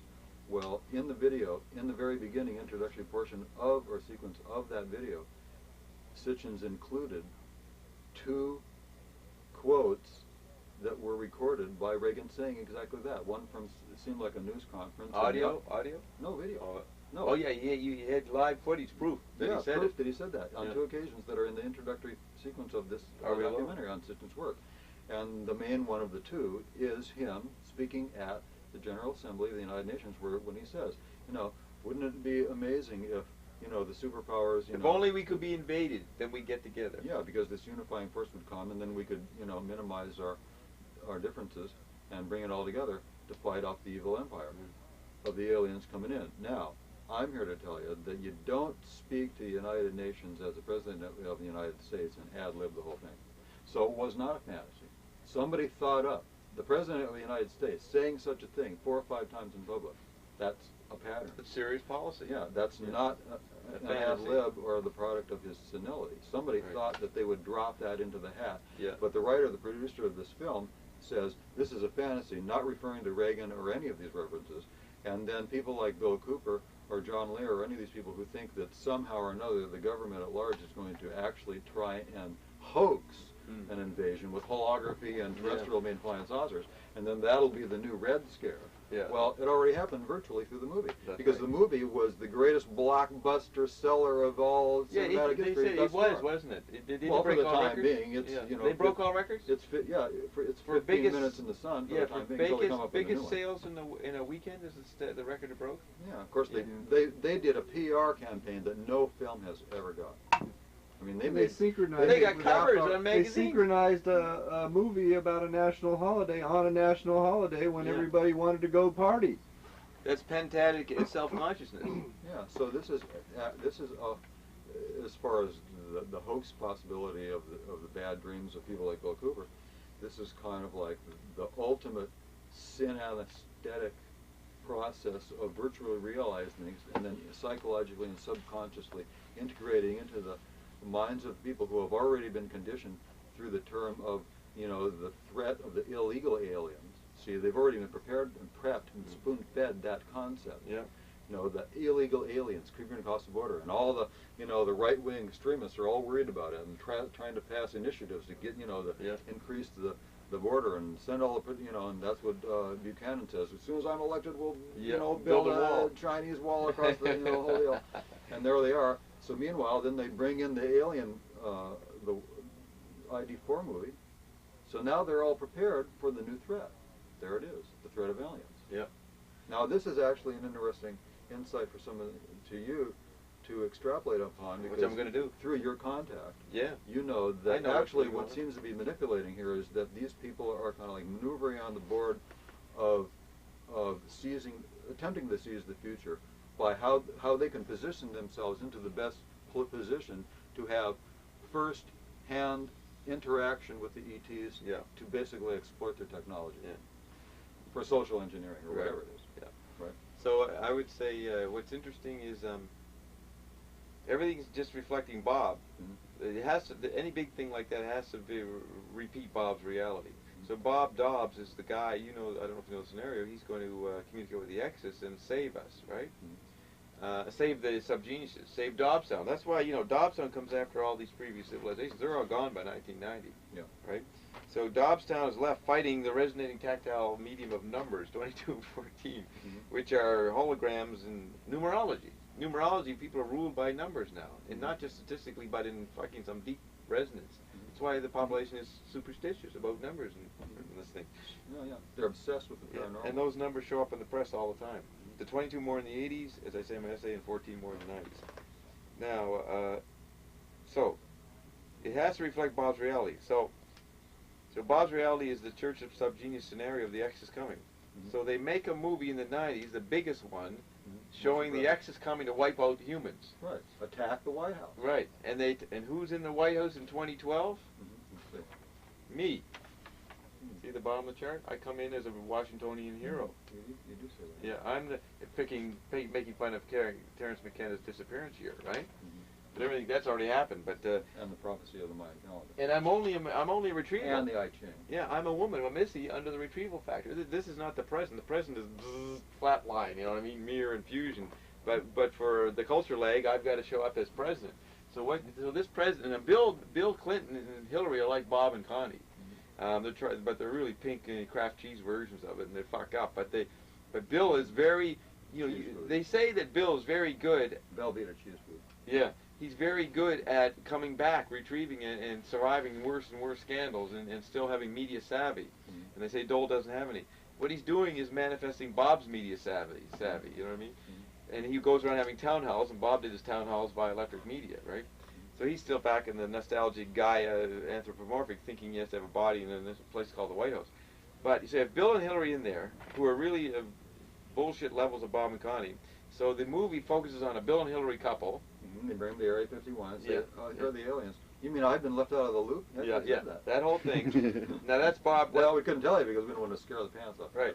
And so you see Bill and Clinton are in there, but they're really pink versions of, bad versions of Bob and Connie. Now what was really neat was to read Reverend Ivan Stang's review of the movie. He fucking That would be, although I didn't read it. But, Now, he took my view. He called it Independence Day. Independence. Yeah. Right. And he says, I think I only caught a snippet of it. I didn't get to see the whole review, but someone snipped the important part. He says it was a great movie, but I hate the fucking hit job they did on me, meaning Reverend Stang. Stang says that he was the mad scientist who fucked up and they had to kill him. You know the mad scientist? Yeah. He was at Dobbstown working with the Exodus machine trying to make it go. And he's this wild-eyed guy, the old hippie thing, and Stang has long hair and that. He's sort of a wild-eyed guy. So Stang says he was pissed off at his smear job they did on him with that scientist, you know what I mean? And he says, but what was really great is that a pole bunker saved the fucking the subgeniuses with this Janer Hypercleaps character, Randy Quaid, who sacrificed himself and went into the fucking groin of the UFO and blew it up. You know what I mean? That is Janer Hypercleaps. And Hypercleaps is a very funny guy who's one of the kingpins of the church, and he can do these incredible rants. And so Stang went and saw the movie, and he saw that Randy Quaid was the Janer Hypercleaps. Hyper. Yeah, did you see Hypercleats here or the other? Yes. You saw Hypercleats. Yeah. Yeah. Hypercleats and Pastor Buck naked. Yeah. Have you seen them? Did you No, see them I've perform? never seen them. At Beyond Baroque was Hypercleats? Highways. At Highways. Oh, really? A Yeah. true performance art. Right. So Venue. yeah. So Hypercleats is this pole bunker guy from Little Rock, Arkansas, like Randy Quaid was. With an You know, accent? what? With an accent? Oh, he has an accent. really? Yeah, in real form. The point is that the sub-geniuses who hang around Stang are considered low class losers, right? But Bob is for them. They're the sub-geniuses, and the mainstream is Pinks. Oh, the downtrodden proletariat. Right. So the mainstream Pinks who couldn't do nothing in the military, they had to rely on Pobunker, fucking Randy Craig to go in there and sacrifice himself for Bob. You know what I mean? It's Really? Yeah, that's the way they interpret the movie. In other words, they knew it was about me. And I would have liked to read more of the review where you would have gone into more detail, different aspects. Now, the point is, the reason it's about me is that I'm the only one that knows that the Boudins are friendly. And they ain't fucking going to take us over like Anton Alley says. Antonero Lally. No. He was just extrapolating kind of like the same thing. This is a bad, weird fantasy. Right. But he did a very good job of it. Right, and he takes the beater of the Battle of the Harvest Moon scenario. That's the opening thing. Yeah. And he shows the paranoid situation we're in. Now, the only defense of the oligarchs, of the Pink Secret Council, the bullshit Secret Council 10, is to make us afraid. So they know they're friendly, but they want to have first access to them. They want to get in, what do you call it, the ground level of the new cult.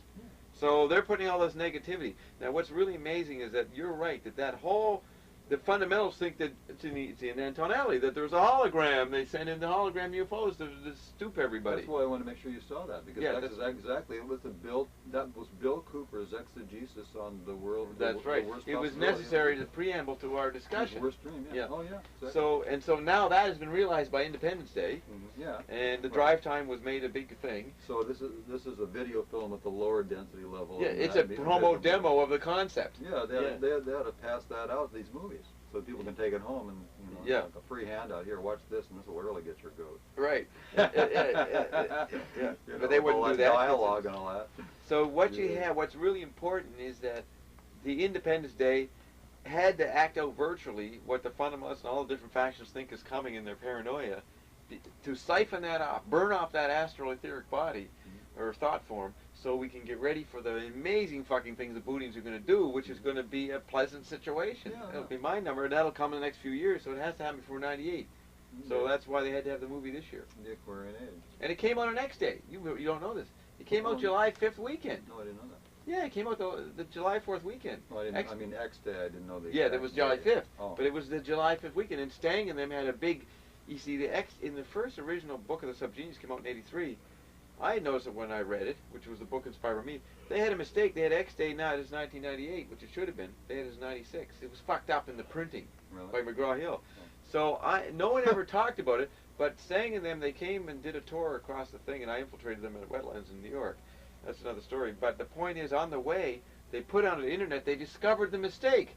And Stang goes, oh my God, X Day is in 6 months, not in 98. So they sent out a warning to the church, get ready for X Day. So then they decided to have a big conference, a big Woodstock, Bobstock, in New York State, over on the west side of, I can't remember the place, Stevensville or something. So they had it on July 5th, but they advertised like from May to July 5th to get people to come. They said, we don't know if the fucking mistake of McGraw-Hill, we don't know if Bob fucked up and consciously did the mistake or it's real. So they said, we definitely have to prepare because it might happen this July 5th. So we call it an X-Day drill. So they're going to have an X-Day drill this year, and if the X's don't come, they'll do it in 97 and then in 98 when they're really going to come. The amazing thing is, while they were having their July 4th, 5th, 3rd, 4th, and 5th thing, X-Day drill, in New York State, it was happening globally with the fucking movie on X Day weekend. Talk about a paradox. Yeah. I mean, that's like the most bizarre extrapolation of the weird... Xenochrony. Yeah, xenochrony. Proving lockdown Bob rule. The fringe element of the fringe UFO community, all waiting, becomes the great UFO cult thing will land any minute. They've been doing that for years. And now they were doing that in the 50s at Big Rock and out in the desert. Which is what they showed. The smart ones went to 51, and the stupid ones thought they were going to save. All with the underlying thing, they're paranoid. I mean, that was a great scene when the cars are going over there. All the guys that go to your conferences knew exactly to go to 51 and not to the top of the LA skyrise. So the Pinks were zapped. That was good the way they did that. They were all going to Stevensville, New York State, to Stang's X-Day drill, and so that all was happening, and it's all manifesting right in the proper number 96, which was McLuhan's. It was the reverse image of 69, McLuhan's main number, And it's this stupid Zappa kid was told once by Zappa that Zappa would not allow his musicians to improvise more than 96 notes. Okay, which is an absurd concept, but that was communicated to me, so we put it into the file. But he kind of like felt out the time, elapsed time of that. For right? some reason, Zappa was emphasizing 96, and McLuhan was 69. That's why these two columns mirror each other, right? Zappa 69 and 96. 96 tears, Yeah. Big Maybelle. Right. God bless her.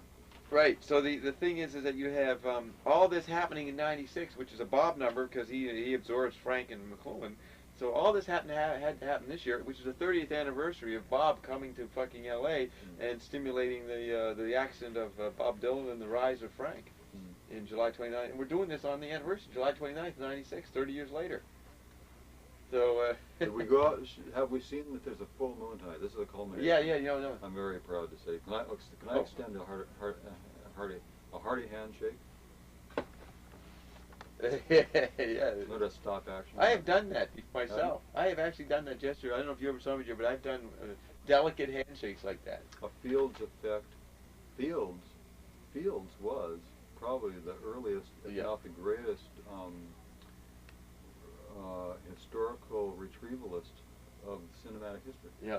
And that's why Marshall has him in his book. Through the Grampian Hills on his chariot, down through the, my grandmother's paisley shawl rang through the fields, and the flowing beer, and Chef Howard, and is this where we're going to go? Yep, He's that talking. way. He was predicting Quark-tune. He was doing Quark-tune language. I don't know if anybody has. I don't know how much of W.C. Fields Joyce saw in the 30s. He definitely had Charlie Chaplin in his books, but I'll have to check annotations. I haven't noticed too many. Probably it was a W.C. Fields reference. That was HCE. W.C. Fields was HCE. An older guy, who was dealing with all this human residue running around. But he knew that. Who knew it? Fields. Yeah, he knew what he was. All that stuff was in there because he knew that that's where it was at. Yeah. All that bizarre, and then remember that in that one movie where he's up in the, I don't know if it was like in some kind of weird balloon or something, and he starts to fall through space, falling through time. He was going through levels. The free fall. The free fall of stages of apprehension or whatever. It ends up in, what was the name of that land? Lulu land. Yeah. Lulu something weird. He was describing the end of the universe as of 1945. Oh, really?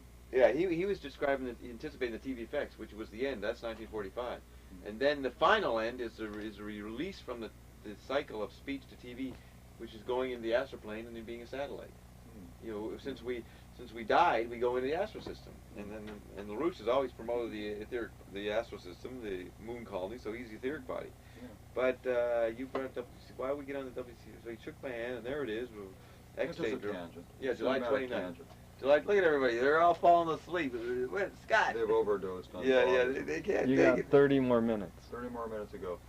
That's a good time to end at 11. Yeah. Okay. So let's take a second here, and you can go whatever direction you want to go. I was explaining how these Sean, and I didn't explain. Sean's the government, the stabilizing. Well, you didn't answer my question, Dad, which is how you arrived at your numerological. Oh yeah, right. So just to finish it, Issy is God's a woman, and so Issy is the interval between the two twin boys. She's the daughter that they fight for her affections, so it's incestuous. So Issy is the mirror. She's creative in a way, and she's the mirror of Eloi, but she includes both of them. So, but you see, the categories under her are collective variations of the privacy. So, what you have under Eloi is philosophies, nominalism, archetypal positivism, sensationalism, critical theory, and quadrophenia plus. Those are, male is individualistic in left hemisphere. He emphasizes his own ideas. Because Issy is feminine, I have sociology, collective ideas, cultural studies, cultural sociology, semiology, dialectical materialism, and all four plus stages of apprehension, collective stages of apprehension. So that's why Issy, since woman traditionally holds together men, holds together society. They try to make the family stay together. They're the point of groundedness. They're the groundedness. As I told my girlfriend. So since we're talking media archetypes, then the groundedness is the media. And so you have to show the collectivities terms, you know, the conventional sociological. So that's feminine. That's the groundedness. And the spinning off Rai is the male factor, coming up with bizarre, individualized, conceptual, philosophical notions which fragment people, right?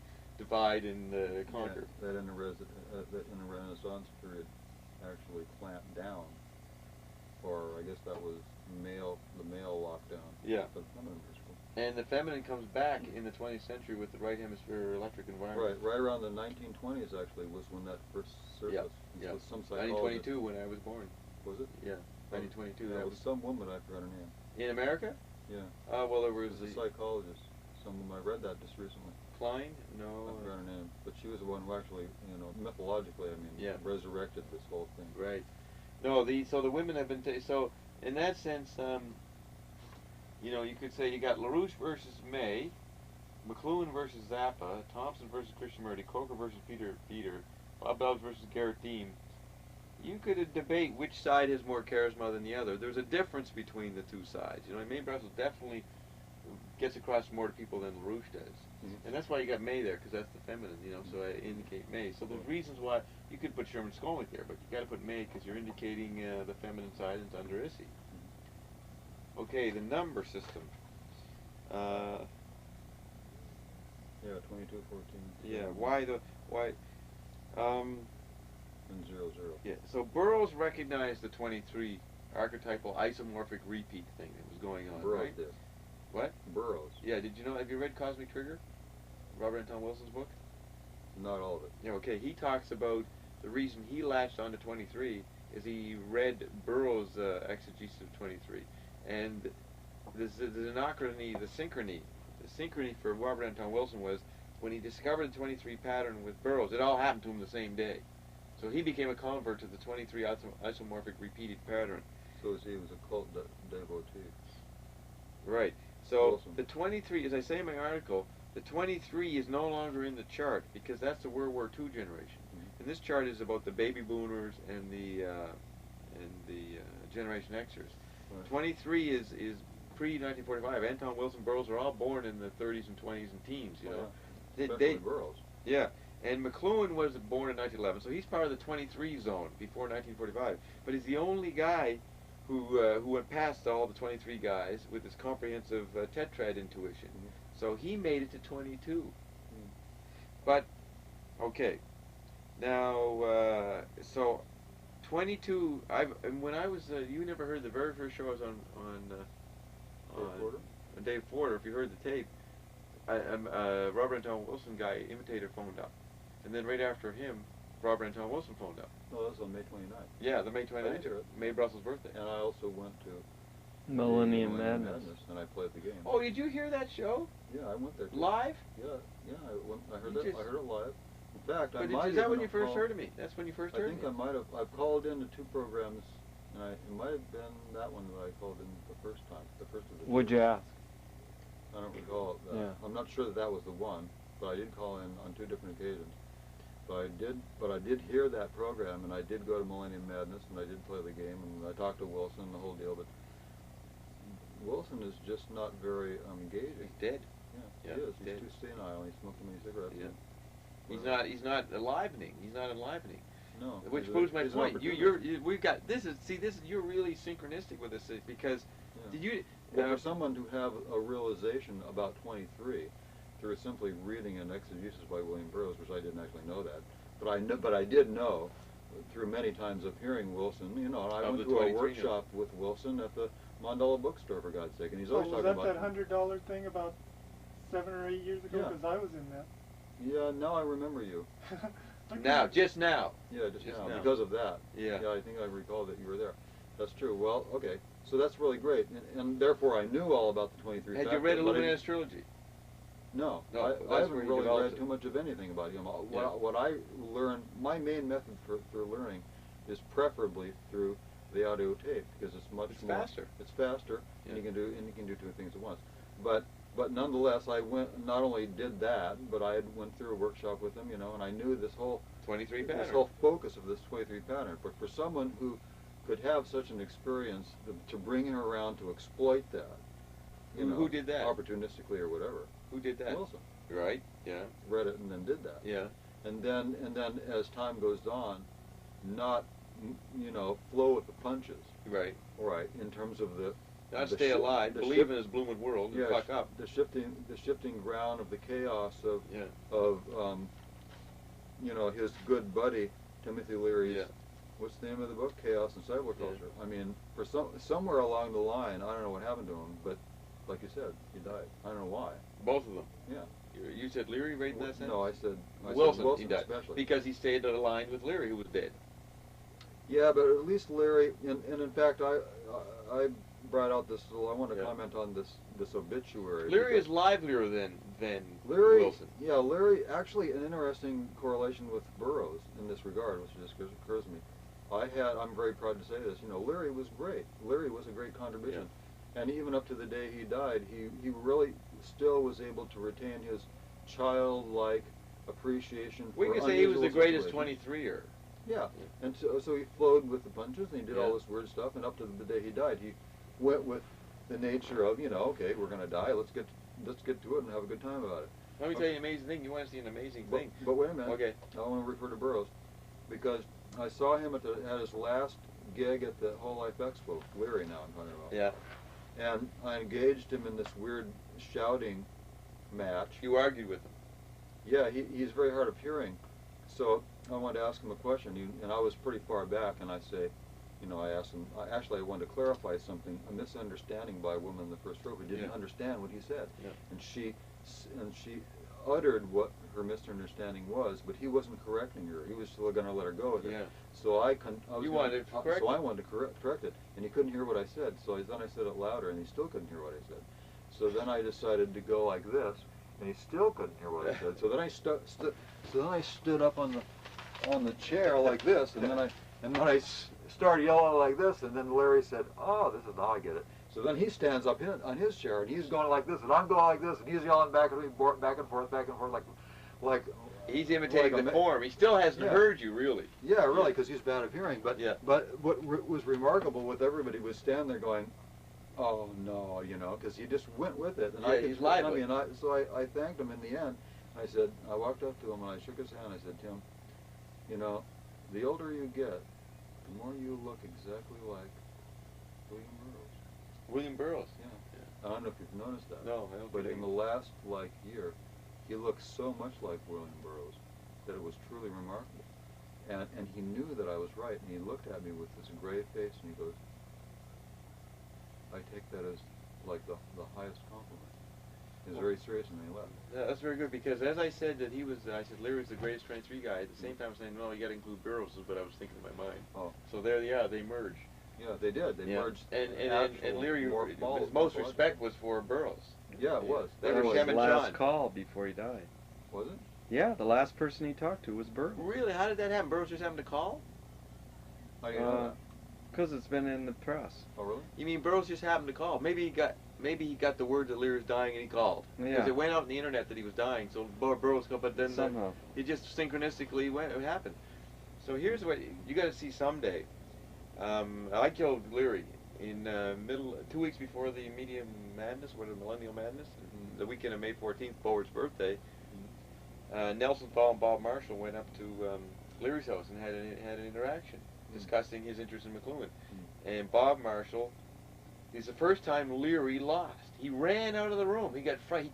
He couldn't flow with the punches. Oh. He ran out of the room with the intensity of Fall and Marshall. And the woman who taped it had a big studio somewhere in L.A. and started editing and preparing it. And all these big Hollywood people were in the same building. They were going by and they all were frozen. They said, "Look at that, Leary freaked out. He fucking ran away from it." And you got to see that footage. Yeah. Do you have it? Yeah, and you'll see Bob Marshall my colleague nails Leary, Wow. and goes further. And that was the mantle was passed to me through Right. Bob Marshall And I heard you tell that story how you went there, right? You found on a tape. McLuhan's book. Oh the yeah, one- the Take one- Today, yeah. signed that he got from Mrs. McLuhan. Yeah, and that was said on one of the Porter shows. Right. But back to May 29th. No, it was shown on David J. Brown tape. Oh, okay. More private, eh? So True. when you heard me on May 29th, which was the first time I was on live, right, Jerry? Because Jerry played a dialogue between me and Chamberlain in February of '93. Yeah. That was the only other time. So Oh, okay. you So it didn't was hear the first that. live time. Maybe not. That would, if you did not hear the Phil Chamberlain dialogue, then when you heard that show, you heard the first show. Okay. And you didn't know it was the first show till now, right? Right. But in the first show was Robert Anton Wilson. See, it was so symbolic. It was the passing baton from 23 to 22. Because as you heard the show, you got a tape of it? Have you heard? Yeah. Did he give it to you? No, I taped it. Yeah. So you hear me yelling my head off. And Yeah. fucking, First, the guy who was the producer for Millennium Madness comes on. Yeah, and he goes, imitating. Okay, such and such, and here I hand it to him, and then he takes it, because. Yeah, Gary. Yeah, Gary. Yeah. Right. Which was funny. He'd interacted with me and didn't know it a few weeks before at the Phoenix bookstore. Jerry turned me on. I went over and I seduced him in a lot of ways, and he didn't know. So then he came on, and I immediately knew who he was. But I forgot. There was a guy who came on and imitated him, which we always thought was Reverend Illuminatus. But the first caller was an imitator of thing, who had called a few nights before in Roy Hollywood and did the same thing. You see, the synchronicity with that week was incredible because Wilson was on. And this guy imitator called up and did this thing, and then Roy brought up, hey, there's a guy who claims he's Bob Dobbs who is going to be on our station on Saturday. And then Wilson says, well, many people think I'm Bob Dobbs. So there he set up the challenge. But actually, he said J.R. Bob Dobbs. Yeah, he used the wrong one. Yeah. Yeah. Hello? Yeah? Hello? Yeah? All right. Go ahead, you guys. No, I wasn't. Hold Distracting. on. Who is it, Jerry? Tom Brennan.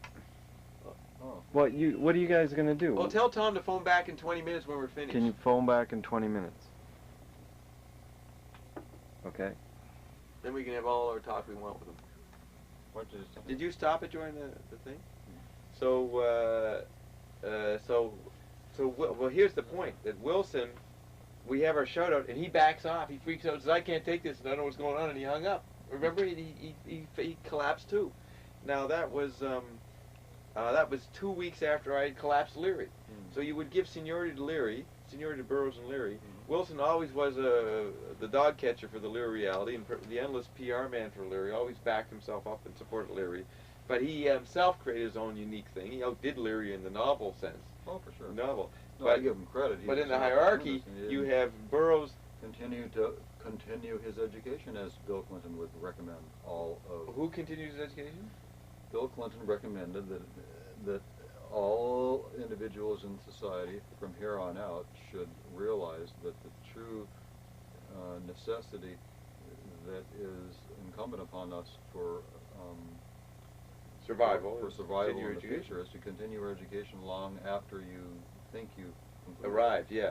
And now what? So I think that Wilson has not done that in Yes. this sense, which is an ultimate sense, because first of all, he spent a long time living in Ireland, and is somewhat of leaves people with the impression that he's somewhat of a Joycean scholar. Yeah. He does. However, Yeah. I think that he is pretty good at it. Yeah. But when it comes to talking with somebody like you, who actually can challenge him to put his money where his mouth is, Yeah. you can't do it. That's right. Basically. So I'm not putting him down. I'm just saying He's a this 23 game. he's worthy of peer review like anybody else Yeah. in the science of bobology. Yeah, yeah. so Burroughs and Leary and Wilson are the 23 gang, and Leary to the end praised Finnegan's Wake like thingamajig. Marshall praised Burroughs for redoing Finnegan's Wake in a new way. I don't know. I haven't seen Burroughs write anything of Finnegan's Wake, and I don't think he does. He's the Eloy. Leary. I don't know. Maybe Wilson is the 2, and Leary's the lofty, because in the end he worships Susan Sarandon and the goddess. He freaks out on that level. So anyways, those 3 kids, those kids of Finnegan's Wake, but they couldn't make it to the Frank Zappa level, who was the real king of L.A. And therefore those 3 guys never connected with Leary. And note Frank only honored Burroughs by reading the Talking Asshole after everything disappeared in 77 and 78 at the weekend of Jonestown. And so Zappa was real Finnegan's Wake. Leary and Wilson and Burroughs stayed back in the printed book world in the literate 23 zone and worshiped Finnegan's Wake in their own way. And they all were different ratios of tension and energy in among themselves. So they're the 23 gang. And so 23 is World War II gang, they can't make it. So the greatest of all of them was Marshall. He made it to the 22 and 2 to the 22.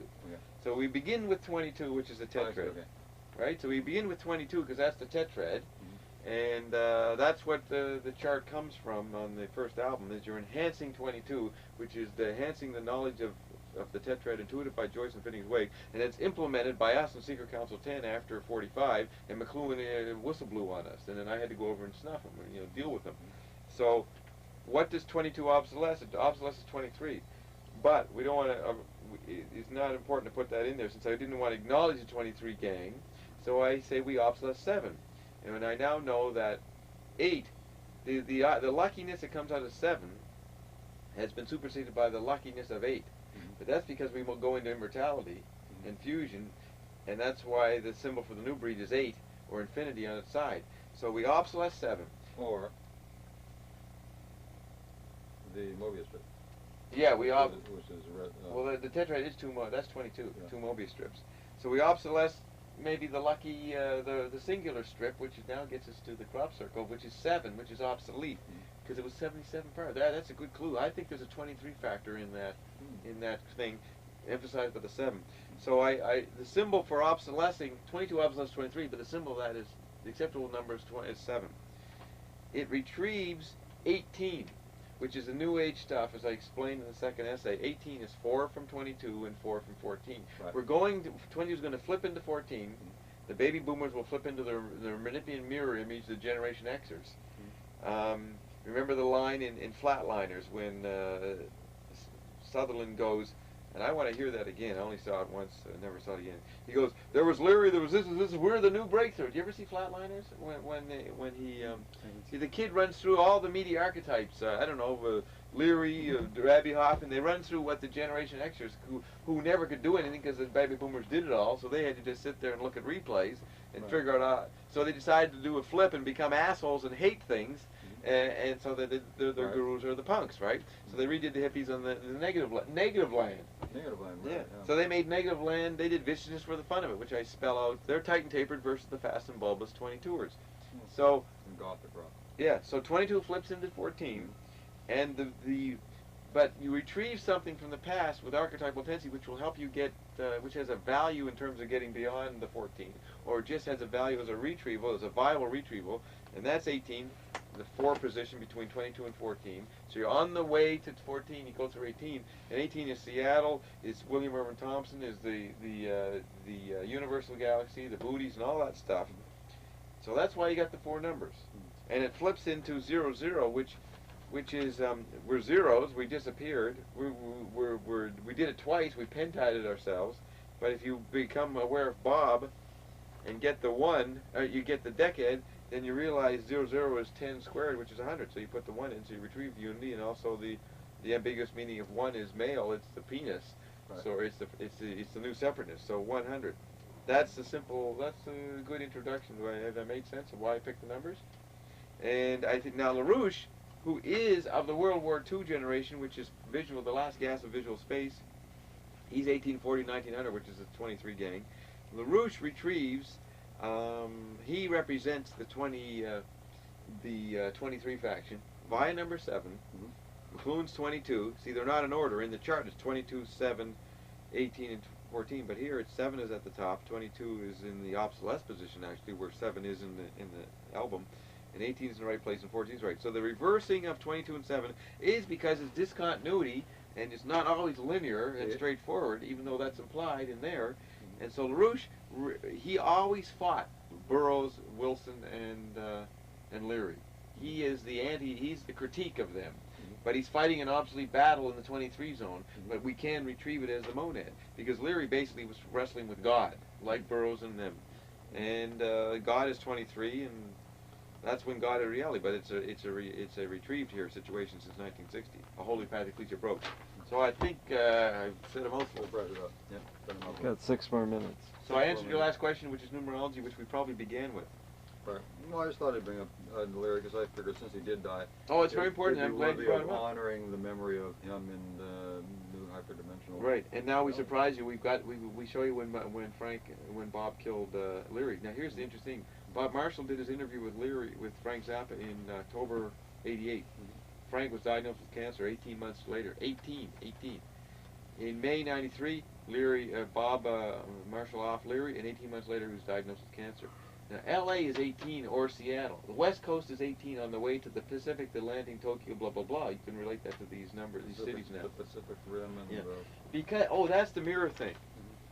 The Atlantean is Egypt, the Freemasonic guys, and Paris, and the Chinese in New York. That's all within the Atlantean. The Chinese are, Zappa has on Lumpy Graveyard, it's almost Chinese. For visual space, the Chinese are the Zen Buddhist tactile interval and quite a mystery. So the Chinese are Pacific, but that's in the first phase before 97. Then you have the rear view mirror, the flip point, but it's all in the Pacific zone. This was all in the Atlantic zone, moving towards the Pacific.